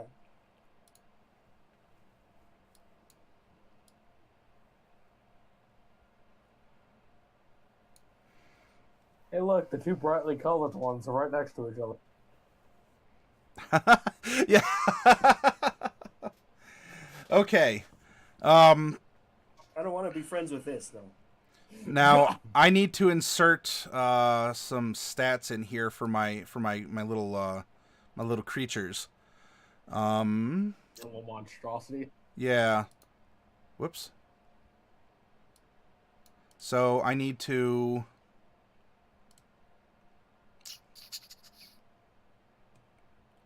Actually, can I just roll in the main chat and then just drop a number in, or how am I getting Yeah, my? you can drop numbers in. You just need to end up making an initiative in the turn order themselves. Okay. So first one is going to be... Oh, nice. Okay.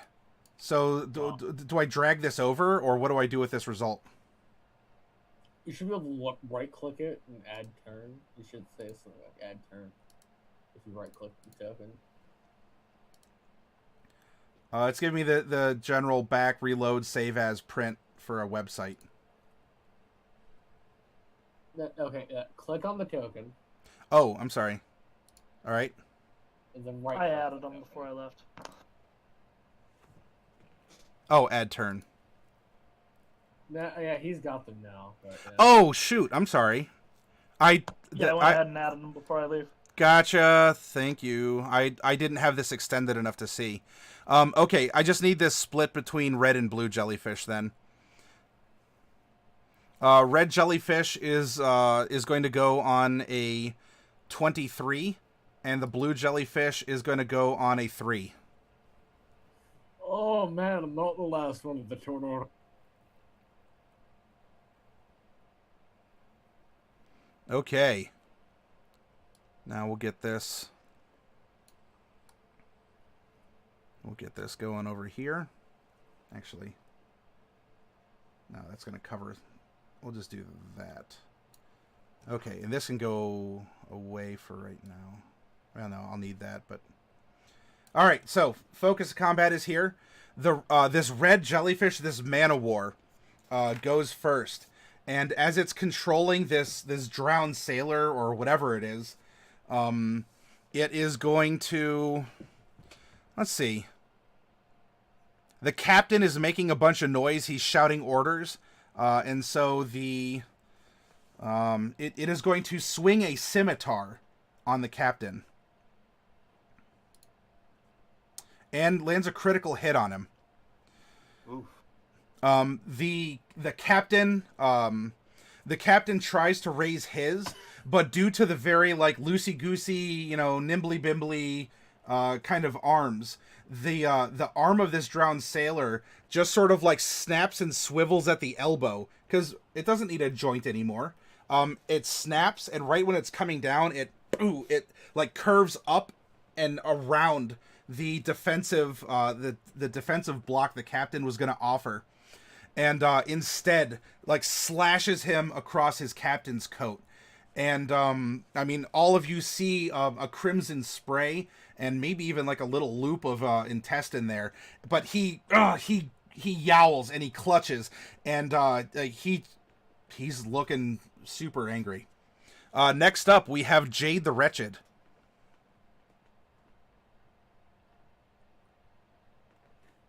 Jade ends up turning to see the captain and seeing his plight, looks about the boom. She realizes one has slurped itself just beside her, but that's nevertheless the least of her issues. In order to end up making sure that the captain can be reached without distraction, she targets this one amongst the larger group. Okay.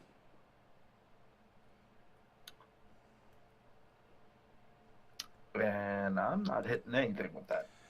Technically, you would, if you're there, you would be, unless you ran inside this darker area here, if you're going, you would have to go up to the forecastle.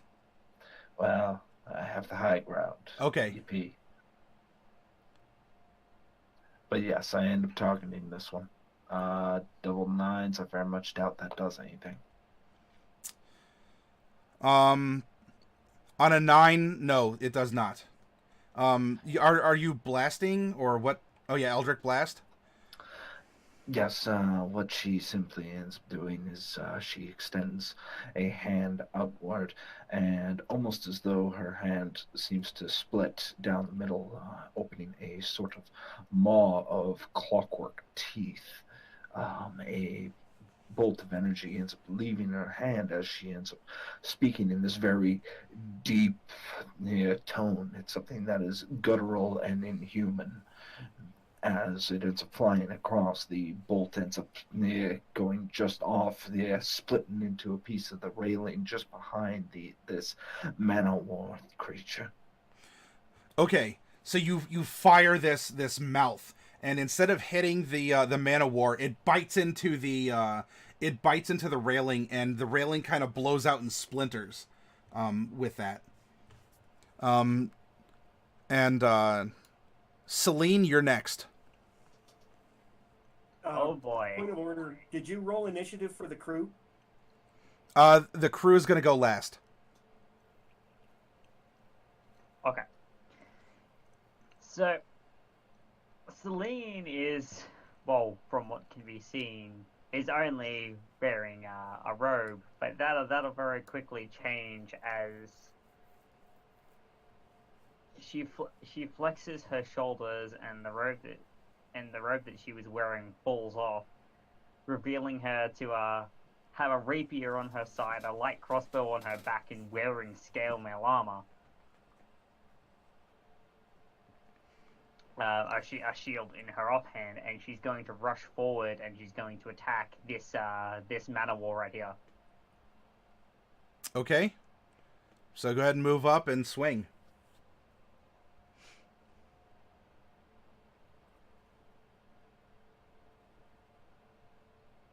Why did that not deal the damage? I suppose damage isn't set up for it, but that's okay. Oh, it won't roll damage until you actually click rapier in the chat log. So you see where it says rapier +4 right underneath your roll to hit. If you click that, it'll roll its damage. Yeah. Yeah, no, I think in the last game I've got it's set to do that automatically, but I'll do that. There we go.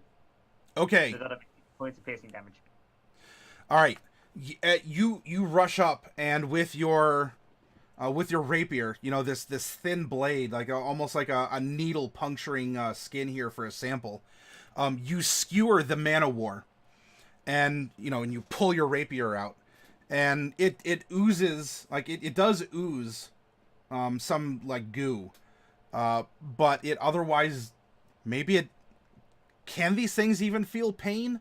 If so, it doesn't seem to be affected or feel a lot of pain from, well, speaking of Sailor Bobicus over here, doesn't seem to feel the sting. Okay. It is wounded, but it's not like, you got me, blarg. It's not dead, but it did get hurt, but that's okay. What else can I do? Do I have anything? As an action of the bonus kind? I don't think I do. That'll be it. Okay. Then we go down to Raphael. Alright. I picked the worst time to get undressed. So I am going to... I'm getting 3.5 and 5e mixed up. Can I bull rush?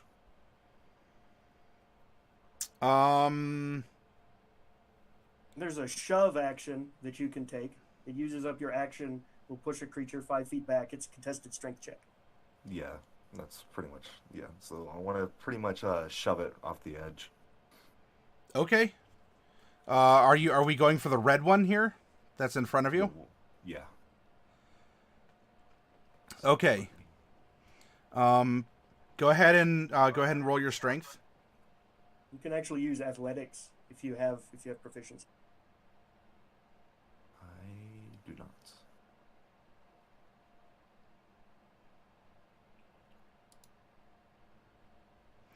All right. Ooh.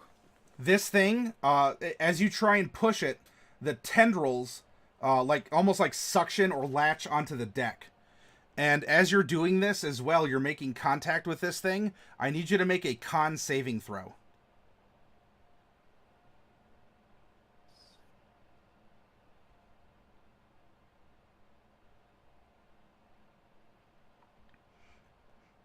All right. Raphael, with your 12 here, like, you just go and, like, your first instinct is just knock it overboard, and you do so, and you just didn't expect it to just be like a Wobbuffet and just, like, stay in place and wobble here a little bit, like a big old punching bag or something. You go up and you try and push it, and it like bends back over the railing, and then it just kind of it comes back up and is still there, and you can now feel your hands are starting to get numb. And what this is going to mean is on your attacks, on your melee attacks or your ranged attacks, you're going to have disadvantage as your body's tingling from contact with these tendrils or whatever poison is inside of them. You're starting to feel a little jelly fingered. From that, I move over towards the captain. Okay. And that'll be it. All right. Bright, what do?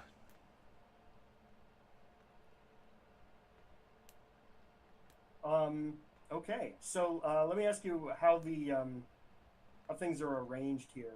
If I want to go up the ladder to the forecastle, how much movement is that going to cost me?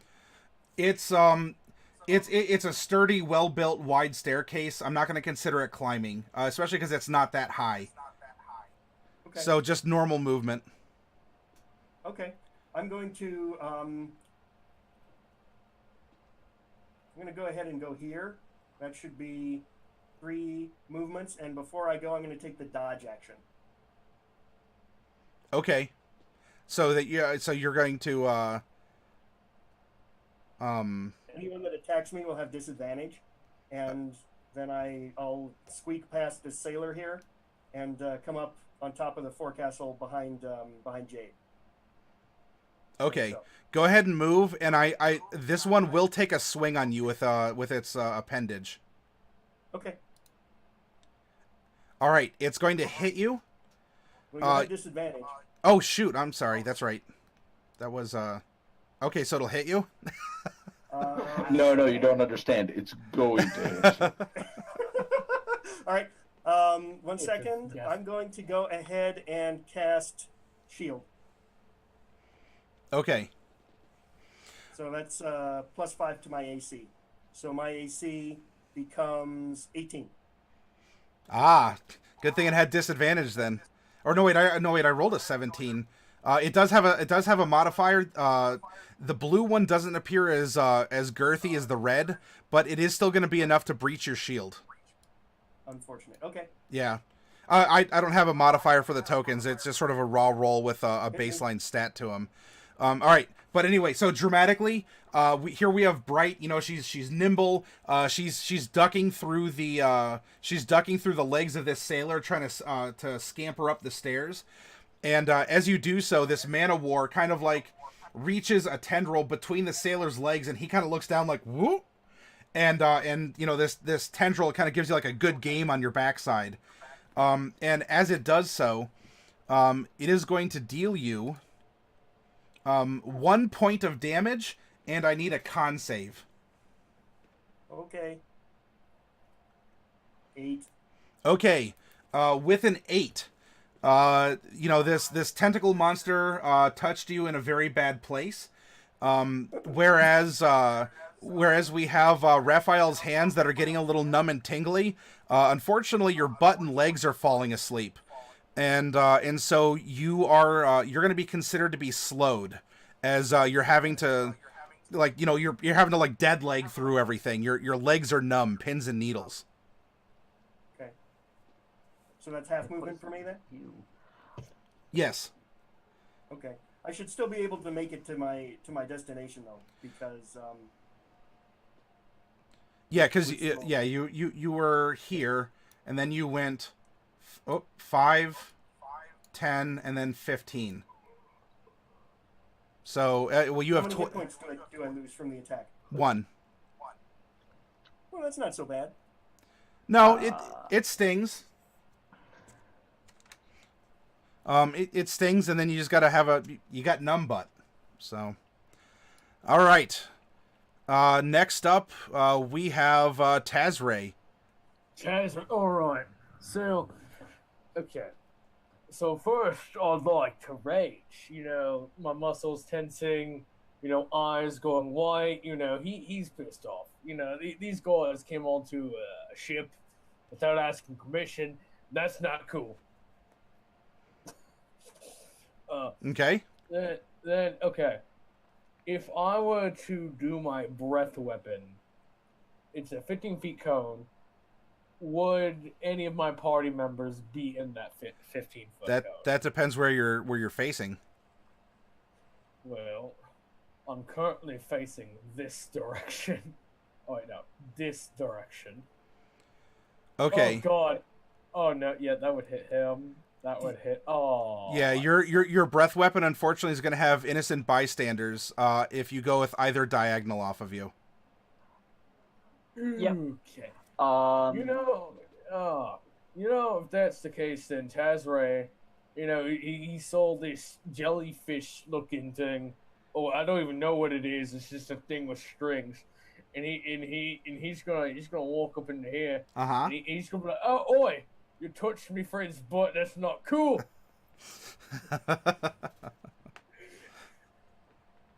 Okay, what are you doing about it?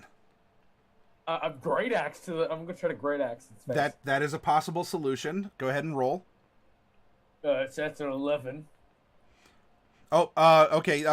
Celine has to get going. That's fine. Go ahead and take off. We'll kind of maybe we can autopilot you or something. If you want to leave a couple stats or something for us to work with, we'll go with that. Well, Matty, as the GM, you should have permission to move my token and have access to my character sheet. Oh shoot, that's right, I do. So, All right. so you'll have access to all of my stuff. Okay, yeah. So disregard me. I clearly have no idea what I'm doing, and I'm whacked out of my gourd. But no, I gotta get running. Yep. I will see you guys next week. This was really, really fun. I'm glad you Not enjoyed even it. gonna lie. But, Take care of yourself, Lethal. Yep. Glad you're having fun. I'll be That's back what we next aim week. for. Exactly right. Thanks, guys. This is an 11 hit. Which one are you swinging on? Swinging at this blue one. Yes, an 11 does. Alright, great axe. Boom! That's 6 damage. Okay. Your great axe like bites into this gelatinous, into the gelatinous flesh of this man of war. Or maybe if it doesn't have a man on it, it's just an O war. And The war. it's just a war. And it splits apart and like goo flies all over. Now you clearly have blarged that man of war. However, I need you to make a dexterity saving throw as its essences and humors are splattering about the deck.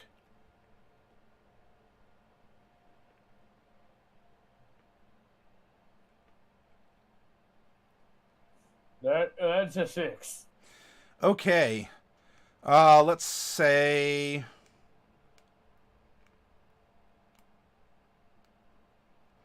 we'll say that you have 3 zones. You have your head, your torso, and your lower section. I'm going to roll a d6. 1 and 2 is head. 3 and 4 is torso. 5 and 6 is legs and butt and everything, okay? Oh. 1, 2, 3, 4. All right, so your torso gets splattered, and you have a nummy, tingling feeling all throughout your chest and your arms.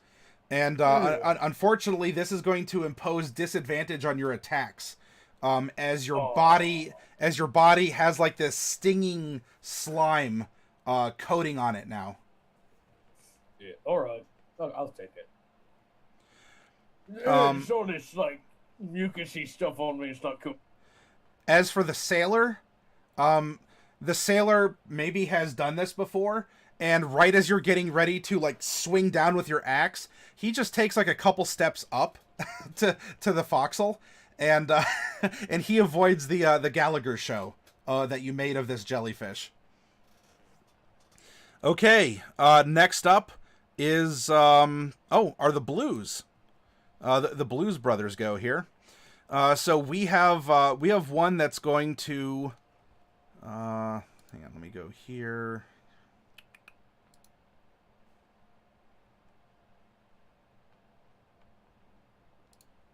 Get Celine open here.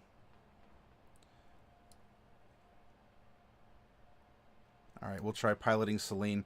One's gonna try and inappropriately touch Celine, who has a... There we go. Armor. Oh, wow. Big armor class. Big armor class. Okay. So it tries to go... And she just holds up her shield, and her shield gets fondled. Not her. This other one is going to reach out and try and hug this sailor. And the sailor just barely manages to hop out of the way and to pull himself back as it goes.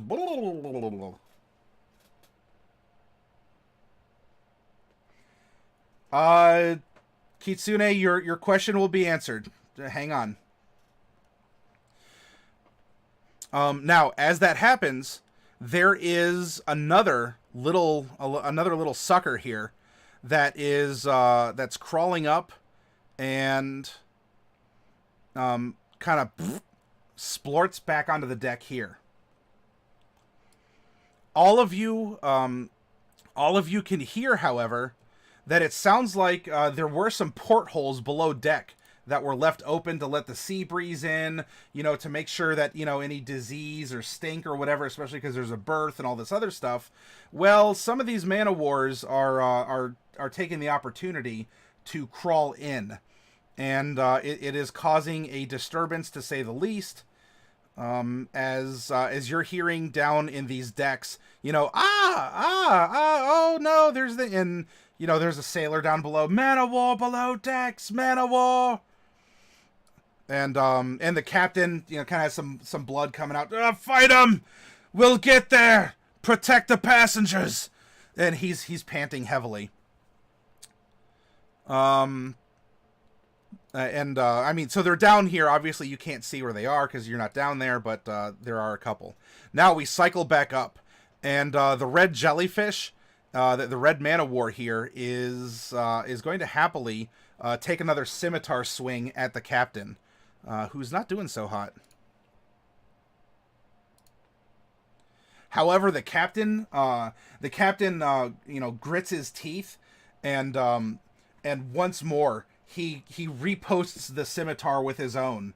I guess that's more of a dueling than a. Anyway, there's a clang as the two, and the drawback for the noodly appendage is, you can do some fancy, acrobatic work with it, but it's still all loosey-goosey, and so he swipes and clang, and the scimitar is bonked away before it could strike him. All right, now we're down to Jade. What is Jade doing? Is there a quick way to end up getting down to the next floor? Or do I have to end up... Would it be eating up most of my actions to be able to do so? Let's see. So you would have 5, 10... so there's a jellyfish down that way.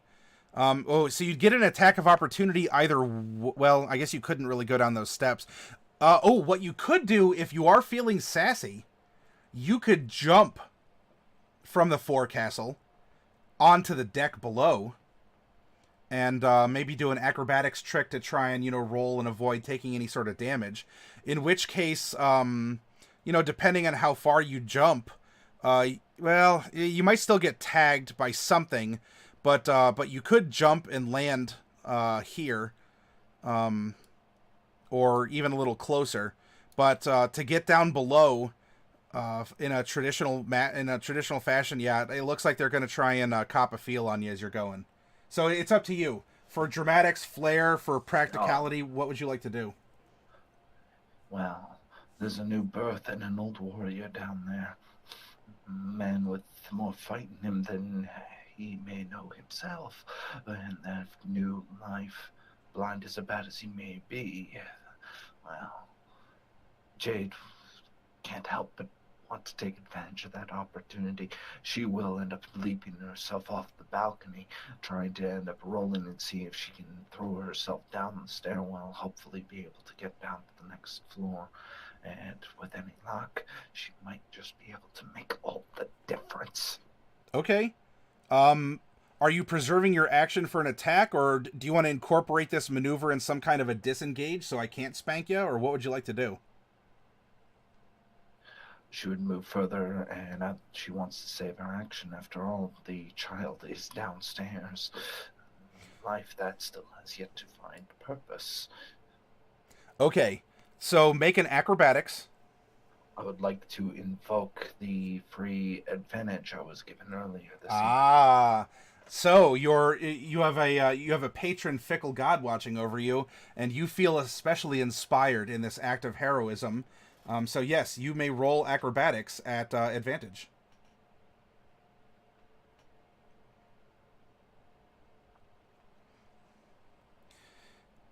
Okay.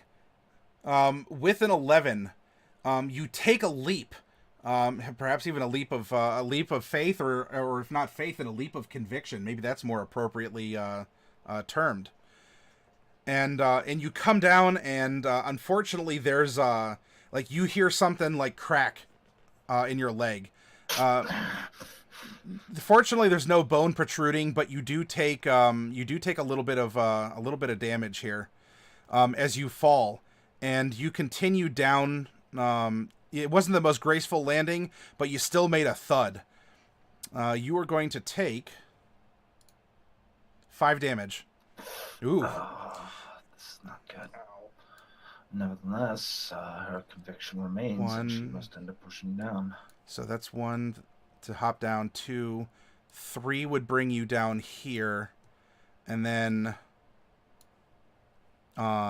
so this is the stair down. So I'm going to presume that the grate up here is already open to allow like the sailors and everyone to get to their posts. So that was 3. So that would be 4 to get right. Oh, that's occupying 2 squares. That's why 4, 5 squares, and you have 30 feet of movement. So the old man was in the back. We'll just say he was between the barrels over here. And so you could, there's your 30 feet of movement. And I will try and tendril you here real quick. Let's roll our d20. Does an 11 hit your AC? No, it does not. Okay. So you feel something brush against you. But maybe because of your loose hair or whatever, like it brushes your hair back. So maybe it briefly exposes your face, but your hair protects you as the tendril sweeps through it, and you manage to roll past. So with your move action, this is what you've been able to do. The old man is sitting between the 2 barrels in the back, and as you're down here now, and you can look around. I will show you what you see.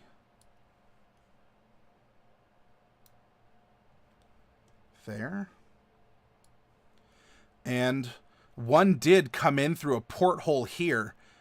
Because they were venting the sick air out of the ship. And so there actually is a blue man-o-war perilously close to this old man he's looking around, or at least that's what it looks like. He's probably hearing around at the commotion, and he doesn't seem to recognize what is looming right next to him. Dr. Doomman, thank you very much for the re-up on your subscription. I hope that you're having a lot of fun here watching the roleplay occur.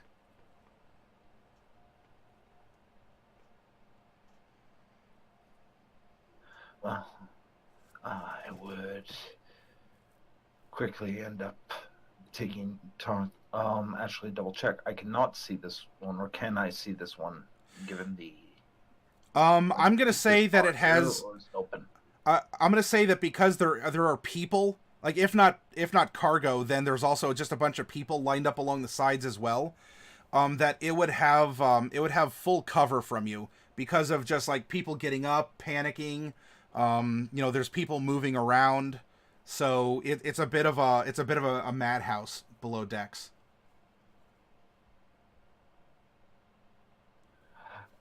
Is Jade able to?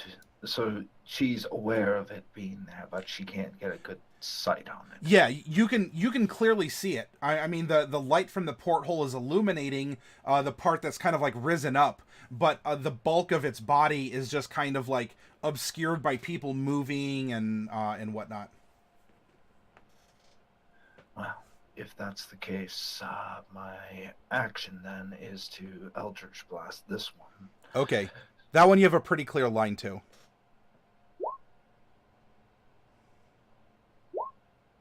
9 points of damage.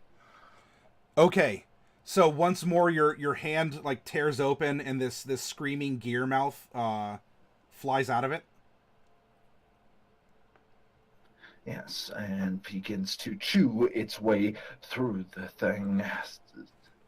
Okay, so that happens and it pops as the mouth like impacts it and it begins to chew. You see that it does splatter this like paralytic goo on some of the people who are down here, and so a couple people kind of like just all like dead arm, and like someone is like, ah, my eyes, and another person kind of has a stank leg now and is kind of like limping away since it has a little bit of goo on him, but the thing is gone. And at that moment, Jade reaches out much like she did to the old man, the blessing of the vision of sharing what she sees, and she looks to this old warrior. She told him once again he would be useful, he would draw again.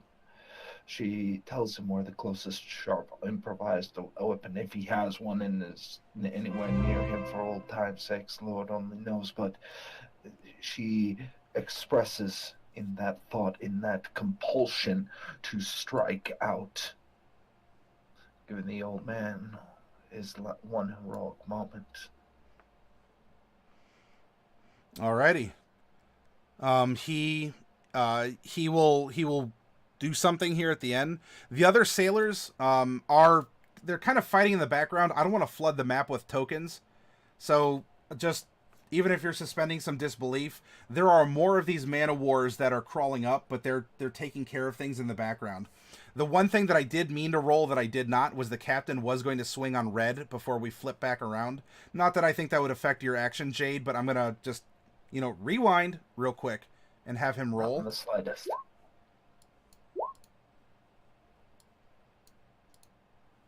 All right. So he scores a slashing hit, and this thing, the body that was contained inside of it, almost like a loop of entrail that the captain has, just sort of like falls out of its gelatinous cocoon and just sort of like slurps down. The man-o-war itself is still like moving and wibbly wobbly. But it doesn't have the use of the cutlass or the body that's inside of it anymore. So it's effectively been made into a blue man-o-war, for everyone to know here. So I'm going to take this off, and I'm going to put this one back here to replace it. Okay, now we come back around to Celine. And as we look at Celine, she can do things here. She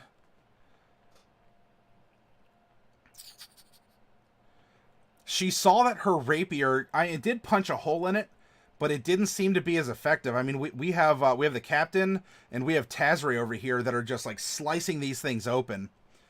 It does not look like she has a weapon to do something like that. So instead, she is going to... she will use Chill Touch.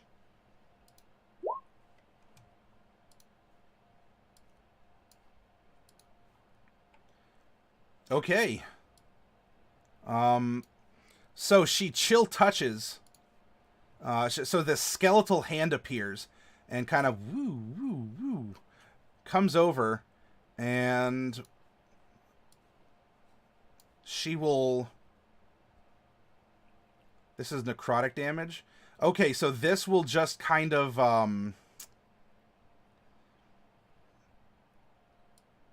well, it'll die. And it just kind of like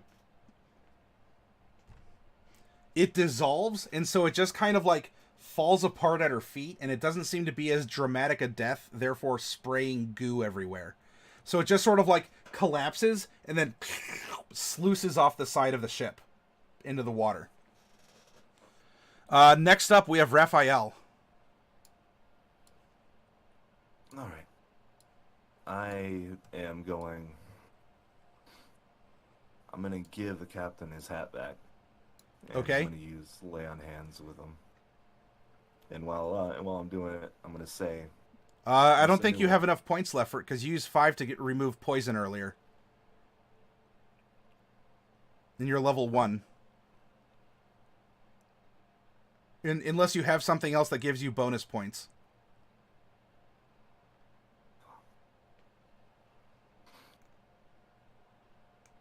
Crap.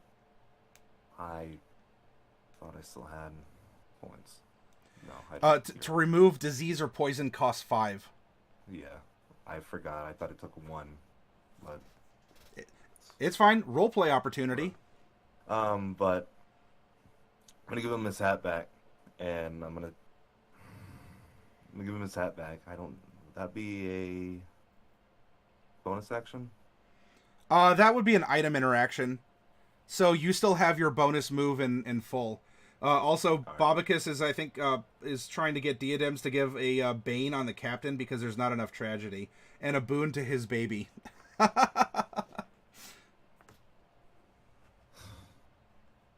right, I'm gonna give him his hat back, and I'm gonna tell him every captain needs to be with their sailors. And I'm gonna give him a pat on the back, and then I am going to move back over here.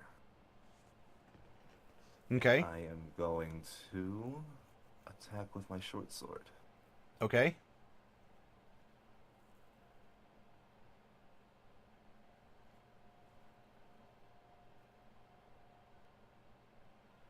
Does a 12 hit? Yes. Alright, 2 piercing damage. Okay. So this you pierce it, and you put a hole in it, but it doesn't seem to be dramatic. Now some juices do like spill out, but it's not spraying everywhere. But you also haven't defeated the monster. Alright. Next, unless there's anything else, it looks like Bright is going to be next.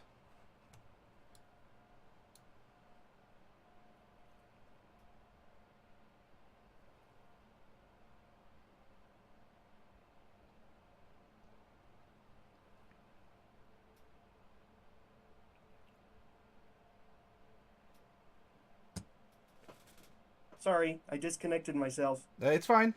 What you got going on, Bright? I'm back now. Sorry. So which of the slime monsters can I see from where I am? Probably not the one closest to you. You could probably see these bottom two. The one by the sailor and the one by Raphael and Okay. Tazray. I'll go ahead and shoot the one by the sailor with a firebolt. Sure. Is that a save on my behalf? No, that is an attack roll. Oh, And it's a pretty good attack roll. yeah. Okay. So you oh, I'm sorry. That's not the damage. That was a +5. Okay, there we go. Damage of 9. All right. As that happens, it kind of like, and you hear like hisses and pops as the water kind of like evaporates and boils simultaneously inside the creature, and you boil it inside itself, and it just sort of like collapses and sluices off the side of the ship with no spray or no fuss. Okay, now we come down to Tazray. Oh, right. Okay. So I can see how this is going to go. So I'm going to. Alright. Let me think about this. Actually, wait. I'm raging. I need to think. I just need to hit things.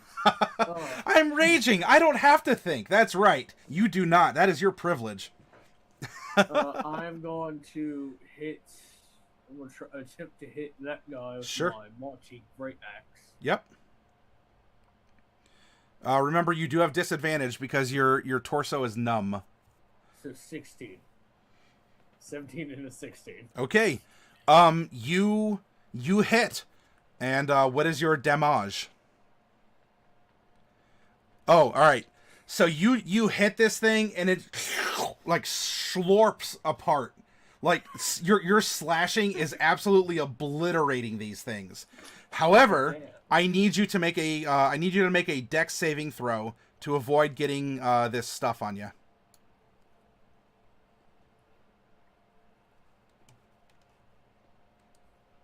Diadems is imposing a bane on the captain. Okay. So Diadems, you have 2. So if you figure out what you want to do with that second one, let me know. All right, Coffee. Sleep well. See you around. Okay, dexterity save. Once more, we're going to find out where it lands. That is a 3. Oh, boy. 1. All right, so this sprays on your face now. Oh, God. And, so you're effectively, like, deaf and mute as you're just sort of like your facial features just sag. It's like you got out of the dentist, right? You just got shot up full of Novocaine. So, like, your lips feel like they're 10 pounds and everything is just kind of droopy. You know, at this point, like, Tazare just looks over to everyone else and you're like Jim Carrey from Ace Ventura 2. You know, and you're like, oh, too many darts. Yeah. And you're just sort of like, you're almost looking like you're possessed by one because your arms are just sort of like noodly and your face is kind of drooping. Like, you got one good eye or like you have one eye that you can squint and blink to communicate. But all of your speech is slurred. It's a good thing you're not a spellcaster, by the way. Your speech is slurred and you're having a very hard time hearing anything. All right. So Tazray went, and it's now the blue jellyfish's turn. All right, Diadems, no problem. So Raphael gets an advantage as your second boon. That works. All right, Raphael, you've been blessed by a fickle god who's watching over your actions. So when we come back around to you, you get advantage on what you're doing. So we come back around, and the blue jellyfish here is going to try attacking the old man. Now, as he was able to be warned and sort of rallied by Jade, the man of war will not get advantage on this attack. Instead, the advantage and disadvantage will cancel out, and wherever the twain shall meet is going to be a normal roll. So let's find out. Let's find out what happens. A 6. Okay, so even this old man, you know, he's feeble. He's sitting down. He reaches for something, and he holds up his cane, and he holds it up defiantly as the tendrils come like slithering down and wrap around it. Not today. I will be buried at my family's plot.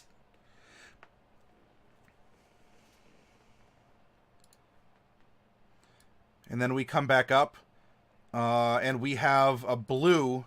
It was a red, but it's fallen down in status to blue. And we have a blue now that is... oh, you know what? Raphael attacked it. Let's see what I can do against Raphael. Okay, so Raphael... so you've kind of learned your lesson here, and you're a little bit more dodgy. Maybe getting out of that armor helped you out after all. And so you were able to very deftly like go aside as it tries to shoot an appendage out towards you, and you're able to smack it away.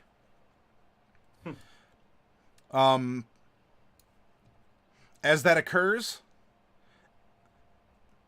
next to Celine, one more schlups up, and one crawls up the front, and the sailor gives you warning, Bright. So you've after this, the crew goes again, and at this point they've been scrambling, right? They've had some sails out, and now like you hear as the canvas unrolls, as it's as the ropes are let go, and there's only a couple sailors down here actually fighting because they're all trying to get out of here, because these things just continue to creep up the sides. If you guys can hold, they shout down, "Hold them off just a little better, Captain. Keep your guts in you." The first mate says that, by the way, not the rest of the crew. "Captain, keep your blasted guts in your belly. We're almost out of here." And so they need you to hold off the this relentless onslaught, if only a little bit longer. Can you do it? I have faith in you, but things happen. The dice might. And then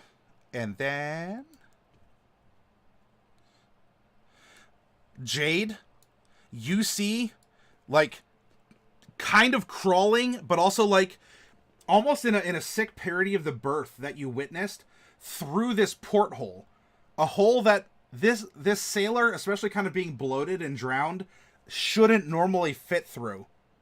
A red man-o-war containing kind of a bloated body, like, squeezes through and just sort of... Hey, we're talking about Ace Ventura 2. You remember the rhino scene? No.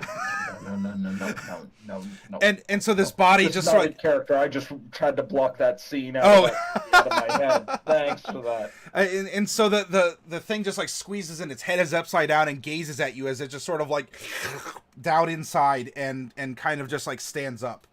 That's what it's doing, but... It's going in and standing up. It's not really doing anything else. So now we come back to Jade. Jade, you have a red man-o-war that just came onto the scene, and you have the blue one that's attacking the old soldier. Jade's priorities are set. The cogs need to continue. She will end up moving to get in line to protect the old man and the hurling of another blast towards this thing. Okay, given your location and proximity, you don't have to worry about cover.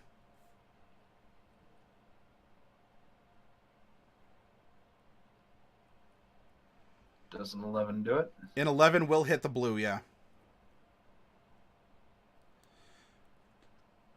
Okay, so you hit the blue, and you do, that's force damage also.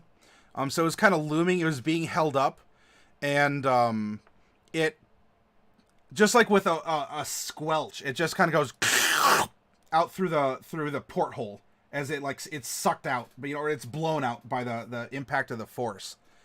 As that happens, though, the teeth bite into it. Its paralytics, its venom or whatnot, falls, and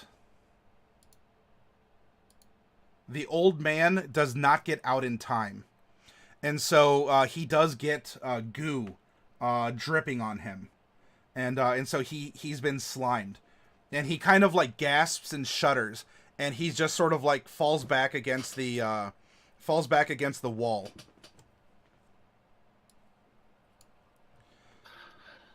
Jane immediately takes her bonus action to quickly seal the port. Okay. And throws the latch. I imagine it's just one of those quick drop latches. Yeah, that's fine. And she does so. She does without speaking a word. She doesn't want to draw attention, so to speak. But she let's bring it back to that earlier point with the old man is standing there in a field, a sense of warrior in his mind. Maybe he holds that cane, and it's not a cane in his mind, just not in her eyes at least. It's a sword of a victor. Okay. Celine is gonna say, well, it worked once, it might work again, and is going to attempt to make this thing go away through necromantic means.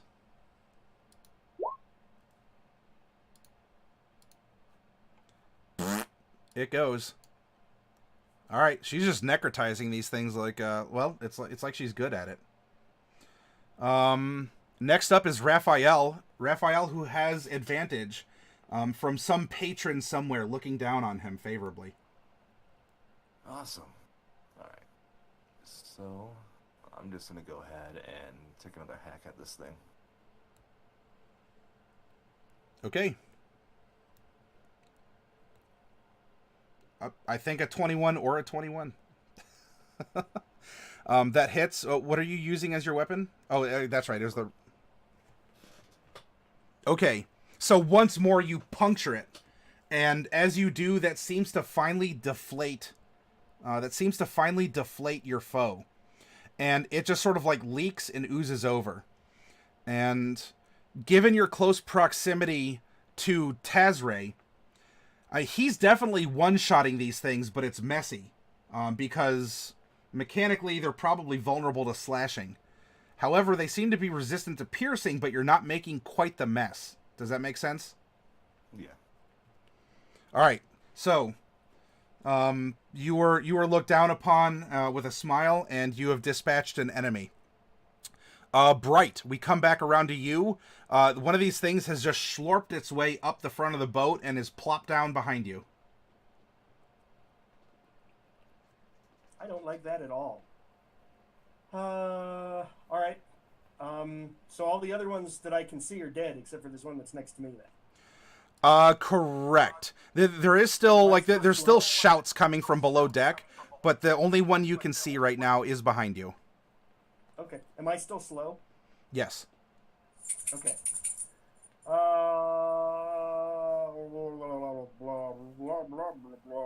Okay, I'm gonna go ahead and attack with my dagger. Okay. Pretty good. Yeah. 6 damage. Okay. So this thing is kind of because it's up on its tendrils, so it's taller than you. But you kind of like, yeah. You know, you're almost like Link holding up the Master Sword underneath this thing, and you stab up into it, and you give it a good stir and withdraw your dagger. It is hurt. It's oozing some stuff, but it doesn't collapse. Okay. Tazray. You hear the yeah up on the forecastle. You also hear screams from below. Being raging, half deaf, he hears screams. He's gonna run towards it. There's screams going down the stairs you're next to, or up the stairs you're kind of next to. Down the stairs. Down the stairs. Okay. Well, at least your legs work. So you run down. So let's go 5, 10, 15. All right. With 20 feet of movement, you can end up here at the base of the steps, and you see that there's this disjointed red man-o-war that has just like wiggled in through a porthole, and you're seeing like a bunch of people just sort of all like jelly themselves because they had this spray on them, and they're all just sort of like twitching underneath this thing as they look up. Like they can see what this is. They have fear on their faces, at least those that can still move their faces. He's going to take in a deep breath, and you're gonna see some like mist kind of. Oh, you're finally use his breath weapon. Okay. So let's see there if I can put it in the thing. Is it okay? So there's what that does. I think since this is a silver dragon, he has to make a dexterity saving throw instead of a constitution saving throw. Okay.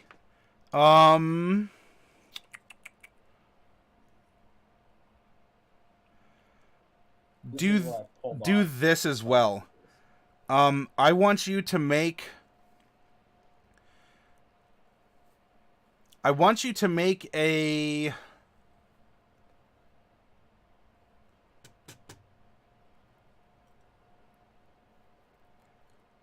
Well, I'll let you tell me how you want to filter this. You have a cone. This cone will definitely hit this red man of war. You also have a bunch of paralyzed victims around. If you can come up with a creative way to contain or funnel your cone, I will allow a skill check to try and do so. All right. So he's gonna place his axe like right in front of the man of war. Okay? All right. So he's gonna cup him. And he's gonna be like, all right, everybody can move. I need you to get the hell out of the way. This shit's about to get cold. He's gonna cup his hands around his mouth. He's gonna take in a deep breath, and he's gonna slowly let the breath out and aim it at the axe instead of actually aiming it at the man of war and trying to see if he can split the blast and just hit the man of war.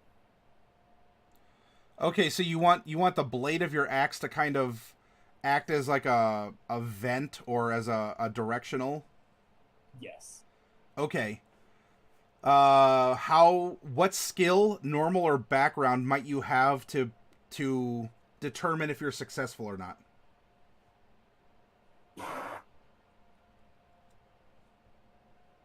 Performance could work because this is something really, really out there. You're a gladiator, right? Yeah. I will allow this because you're a gladiator, and this is something. I don't know if you've done this before, but you've had to do some fancy work in the past. So because of your context, I will allow this to happen. Make a performance. All right. 14. All right. You charge downstairs. You quickly evaluate, and you're like, "This is what I got," and you try and hold the axe, and you're trying to to contain your breath. It is a con save on my part against your breath, correct? Yes. Con save. 11. My DC is 12. Okay. So what you do is as this thing is kind of like wiggling and it's in the porthole, it's like it's trying to gain entry in here. You come down and you're able to, with no apparent casualties, take your cone and with this flashy gladiatorial move, kind of angle it, and you just now have this frozen mucus plug inside the porthole. Yeah. Alright, so you want me to roll damage? No. Oh.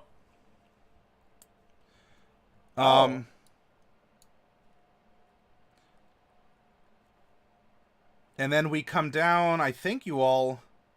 Oh nope! I still have one on the. I still have one on deck. Oh, so he's just done for. You have frozen him like inside the porthole. Yeah. Oh Jesus Christ! All right. Frozen fish. Let's Now roll hit it with a as. hammer and it'll shatter. I'm gonna try and noodle Bright over here. Okay.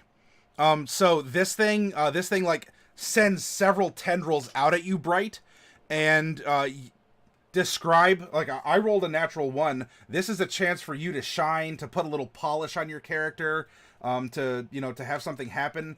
How are you describing, like, getting out of this attack as tendrils are shooting down at you? Excellent. As the jellyfish steps forward to attack me, it slips in the puddle of its own ooze that I created when I stabbed it with my dagger in the last round, and it falls down. How ironic!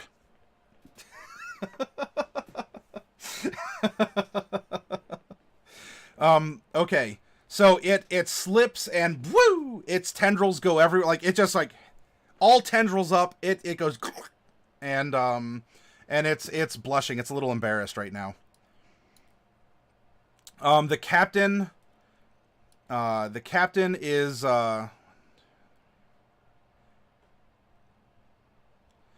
The captain's gonna rush forward, kind of clutching his gut.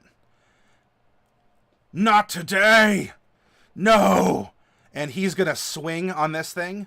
However, he does have a fickle person, a fickle god, implying or giving him disadvantage. Still, that's good enough. And he slices at it, and it goes right over the edge. Unfortunately, though, there is a little bit of spray, and so Bright, I need you to make a dex. A dex save. Yeah, dex save. 16. Okay. Not so sad. All right. The captain. Okay. The captain. Well, he I guess is taking responsibility of sorts. Journeyman. Whoa, Journey. Thank you for the host, man. Welcome. Lend me your power. Welcome. We're finishing up a nautical combat. So you all are welcome to join as they're facing some delightful Eldritch abominations. Yeah, big ol' host. Get her done. So Bright, the captain rushes up, he slices, and even in so doing, while he's like straddling you because you're a short stack, right? As he bats this thing away, he falls to his knees in front of you, and he spreads, like, he offers himself to like shield you. And so you hide behind him, being a short stack, and he just takes goo. By the way, everyone welcome. I swear this is PG-13. The captain just takes goo everywhere as this jellyfish like explodes from the force of his combat, and he kind of falls to the side, and he's just covered in this stinging jelly, and you can see that he does have like a loop of his intestine is hanging out.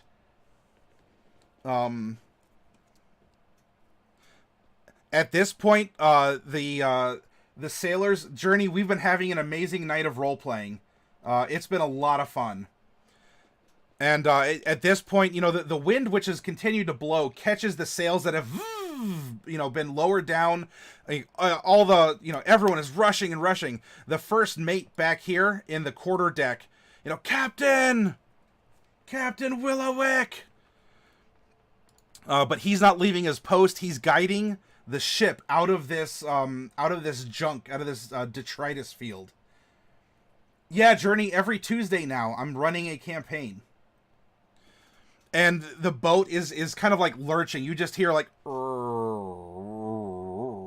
and it sounds like the portly father's belly from earlier, and then of course the sailor who was given the Hershey squirts from the removed poison from Raphael here.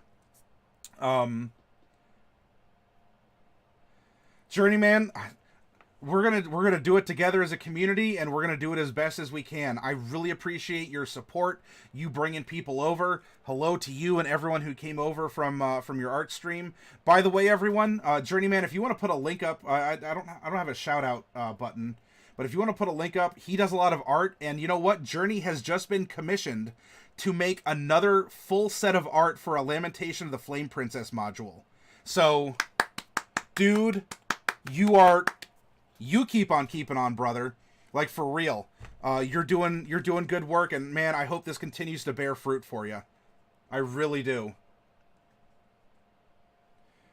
Hey, Pi. Yep. There's players from chat, and you all as fickle gods watching the struggles of mere mortals down below can have roleplay influence or have mechanical influence through bits or donations and whatnot to the stream. All right, so the boat lurches and begins moving forward. As it does, almost clear. Hang in there. And you all are hanging in there.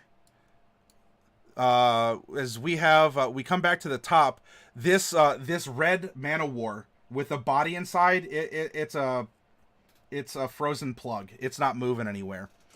And what you do see, though, for you, Jade, there's a blue man-o-war that kind of like up on the porthole, and you see that its jellyfish tendrils are like writhing and squirming all, so if the camera is the porthole, like you're saying,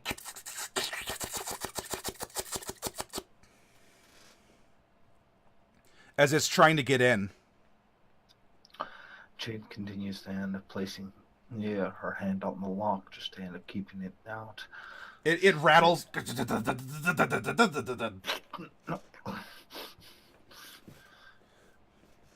She will end up making a concerted effort to keep this thing out, as she want for it to be coming in. No sense to do so, as she ends up looking about to the others. She sees whoever it is that's still able to stand, still able to move, and starts to shout to them, plug the holes, close the ports, close them. Okay. So is that your turn, Jade? Are you're holding and you're shouting out these shouting, but you're saying these things? Yes, very much so. If you want to roll an intimidation check on that one. That won't be necessary. These things are not afraid of you. No, I meant on the people. Oh, on the people. Oh, I thought you were talking about these jellyfish. I'm like, I guess you could try and intimidate a jellyfish, but I mean, what's going to happen? It's Frank. Sure. Yeah. Let's see your presence here. You know, you want them to not have to deal with you more than to not have to deal with the monsters outside. 11. Actually 6. I'm gonna give you advantage because everyone down here is already panicked, and you're kind of you're playing off that and you're asserting yourself. With that 16. People are like, oh, yeah, the portholes, and they start closing in the bottom decks now. As women and children, everyone is around.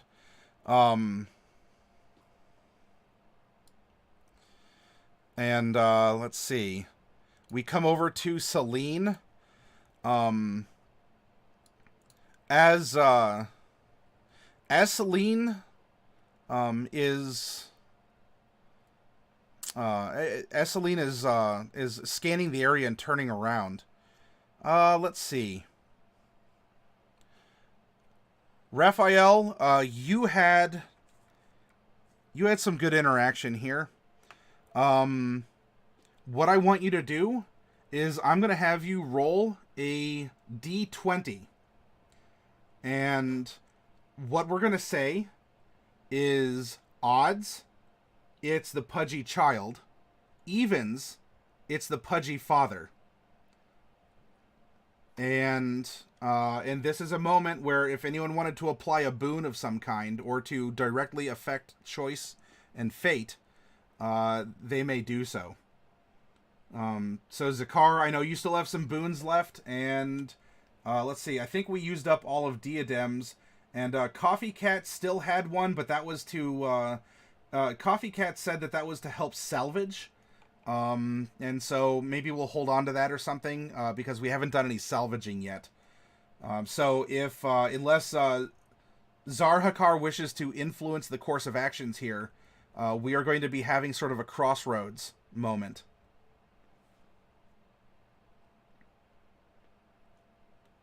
So Zarhakar, what have you to say? Or I guess both, if you want. You have some major. Some fuel for the DM because I know how hard it is. Oh, dude, Dorak the Merciless, you're so kind. When would you ever hear that except in D&D? Dorak the Merciless, you're so kind. Thank you. All right. Oh, Zarhakar is hanging on to the boon and the boon and the blessing, or the boon or the bane. Dorak. So you Dorak got an emote invite. Dorak here.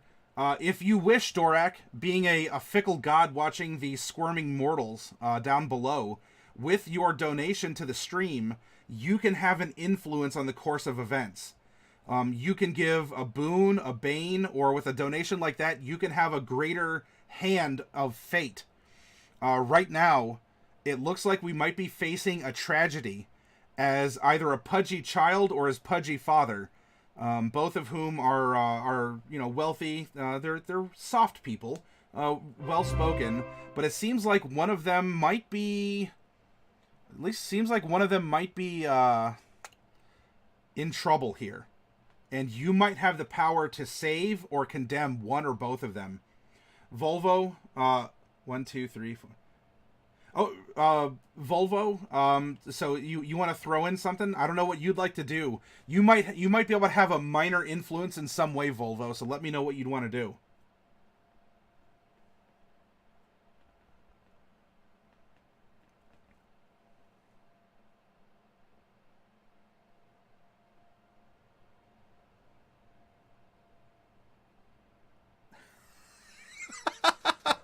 Wow, no mercy from Kitsune.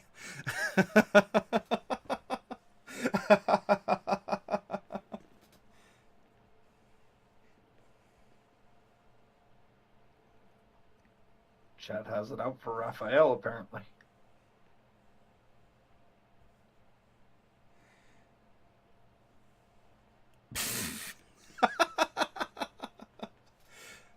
Uh-oh. Are fickle gods going to compete against each other here? We have, we have Zeus who wants to do something over here, and Hades is like, oh, hell no.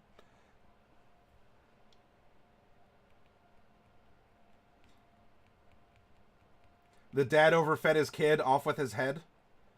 Okay. Oh god. So, Raphael, I will... all right, so Dorak, I will say you have one medium tier boon or bane left that you can grant, as we split it into 5 and 5, somewhat similar to what Zarhakar has. Raphael, you do. This will not be on your head now, as this is a responsibility. Sometimes the gods got to jump on a grenade too.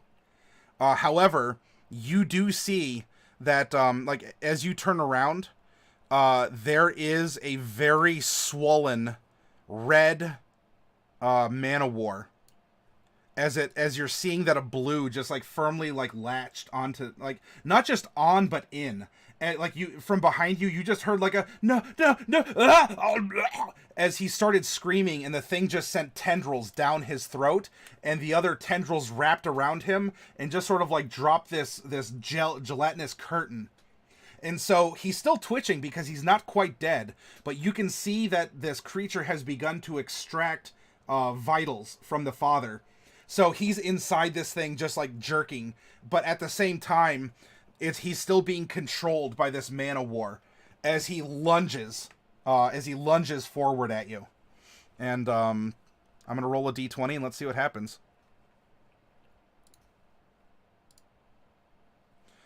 Okay, Raphael. Well, I'll see your one with mine. This is quite the streak. So Raphael, man, apparently losing this armor has been the best thing for you. Like, I don't know what you're doing wearing armor. Like, you're much better. You're much sexier without it even. Like, just like flex, be like, yeah, I'm a protagonist. Whoa. Don't do that around Dazzle. So Raph, you can describe that this like man in the middle of death, who's twitching and lunges at you, manages to like what happens?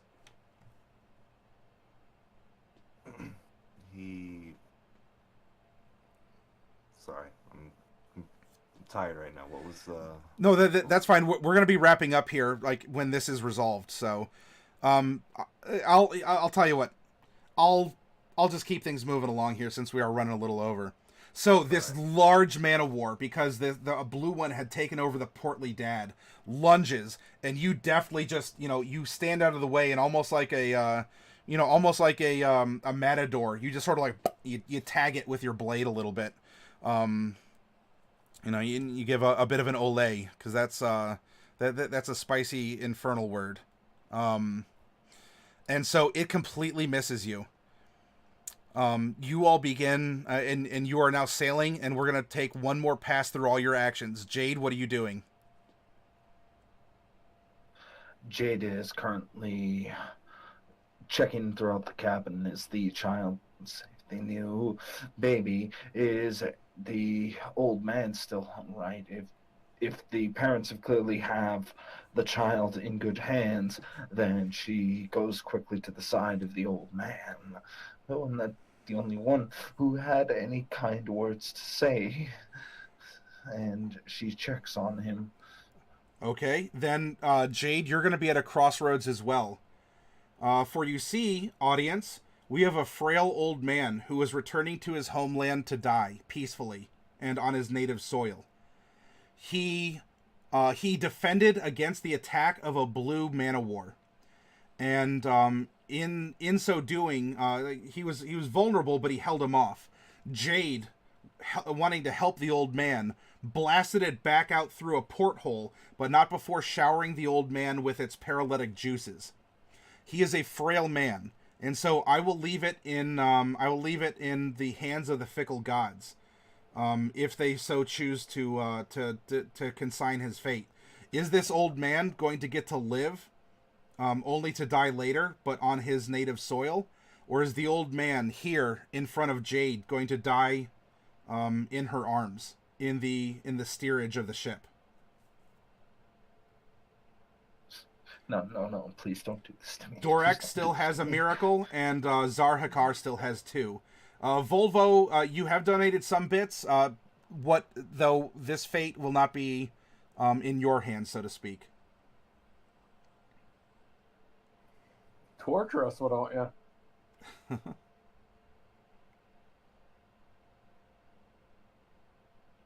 Please let him be alright. Please let him be alright.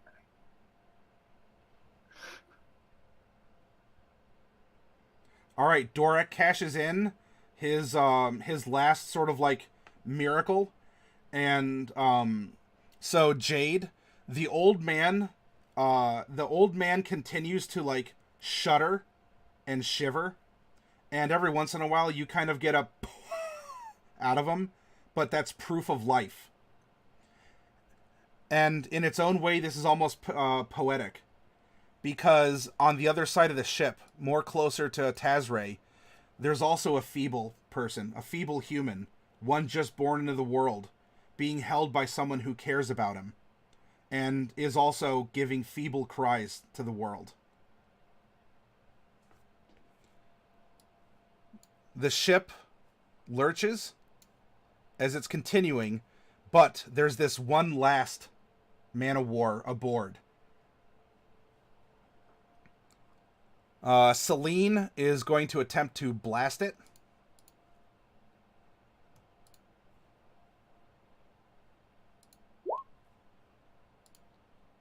And does so. The body slumps out of the red. It's still red, but the body slumps out of it, and it flushes blue again as it's absorbing these nutrients. The father is motionless on the deck. Now we come down to Raphael. Raphael, this thing is next to you. What would you like to do?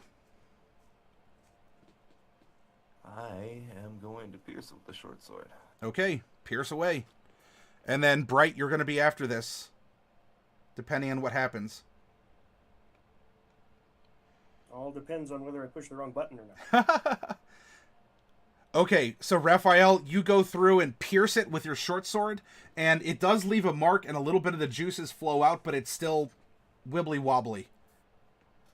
Bright. Okay, so is he is the slime ball, is it exposed, or is it in the room because it's on the wall? It's exposed. You can see it. Because he was kind of like slumped against the side. Okay. Well, I'm going to go ahead and go here, and I'm going to go ahead and shoot it with firebolt. Okay. Thoop.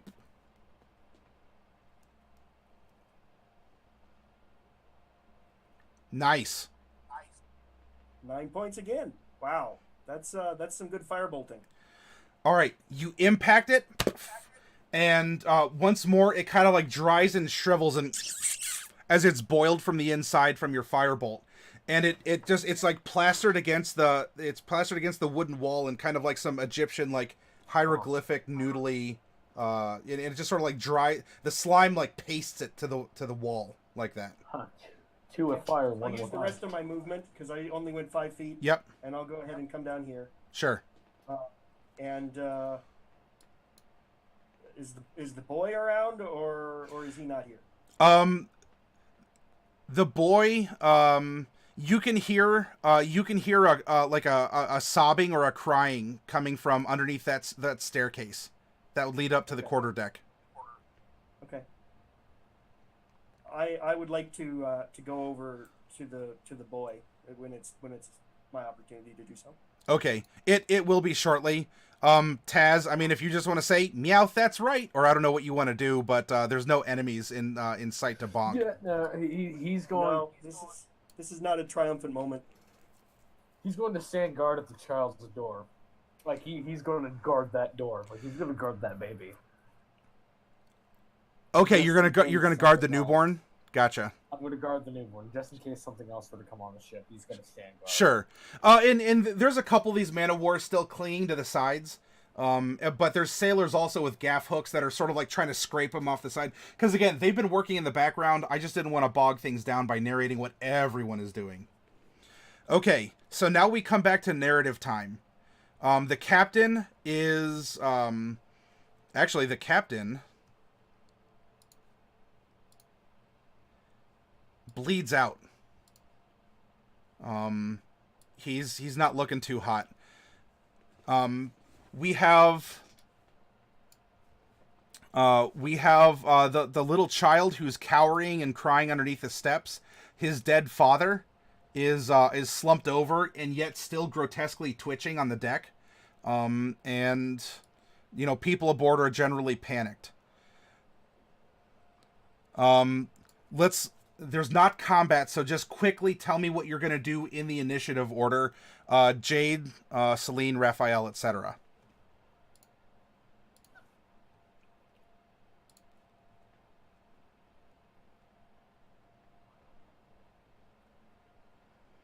Jade, what are you doing?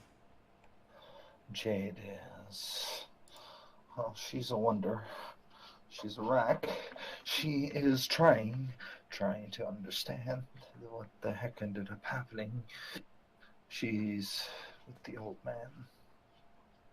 She can't help but smile at him, looking at him in this state, barely clinging on, yet that moth that keeps exiting out, like the breathing in his stomach, that keeps leaving. She can't help but just be there catching them.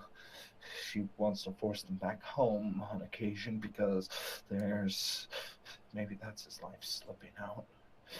But he'll make it home. All right. He has to. Raphael?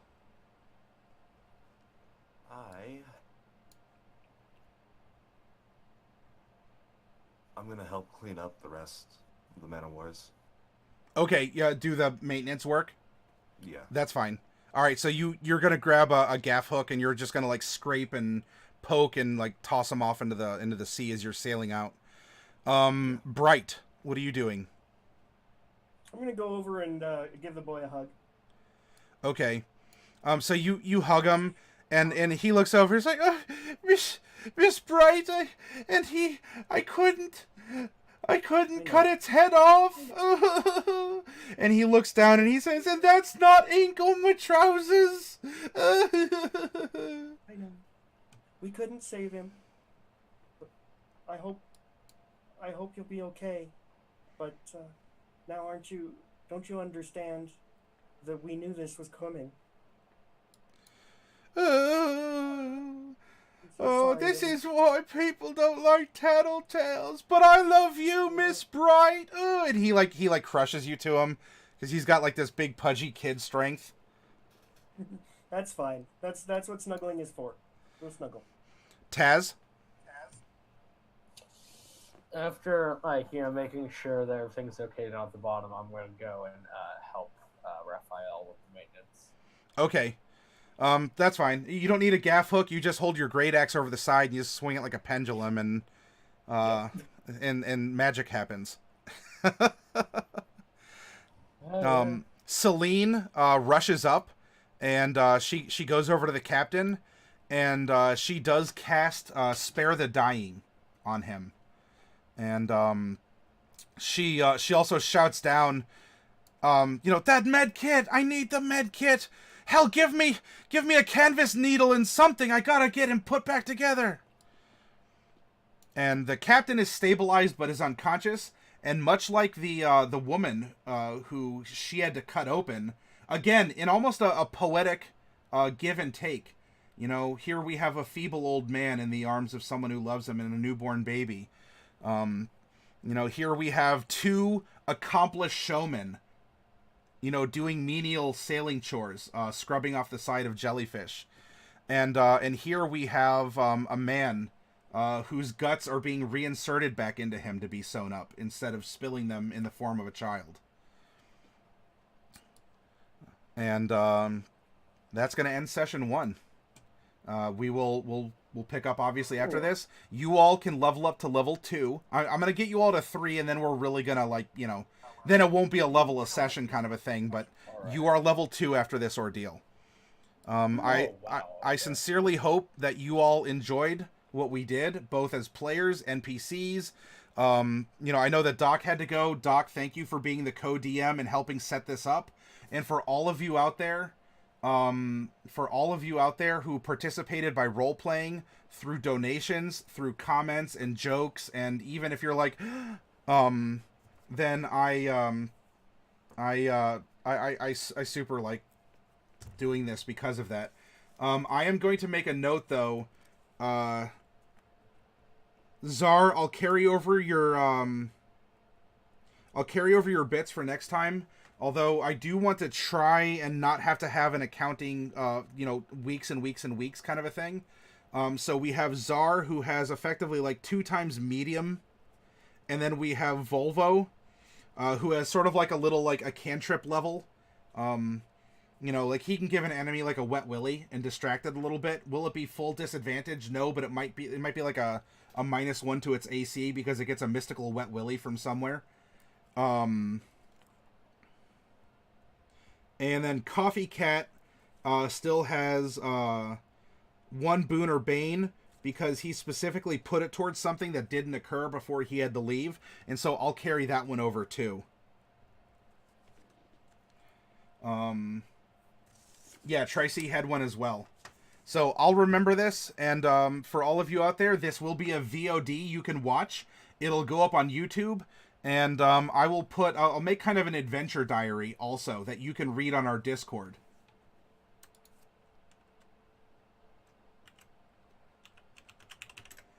Fnog says, I 100% wish I could cause people to experience mystical, inexplicable wet willies. Just well, one of the PCs is detached from reality. I'll leave you with that thought. And the other one could do cold wet willy.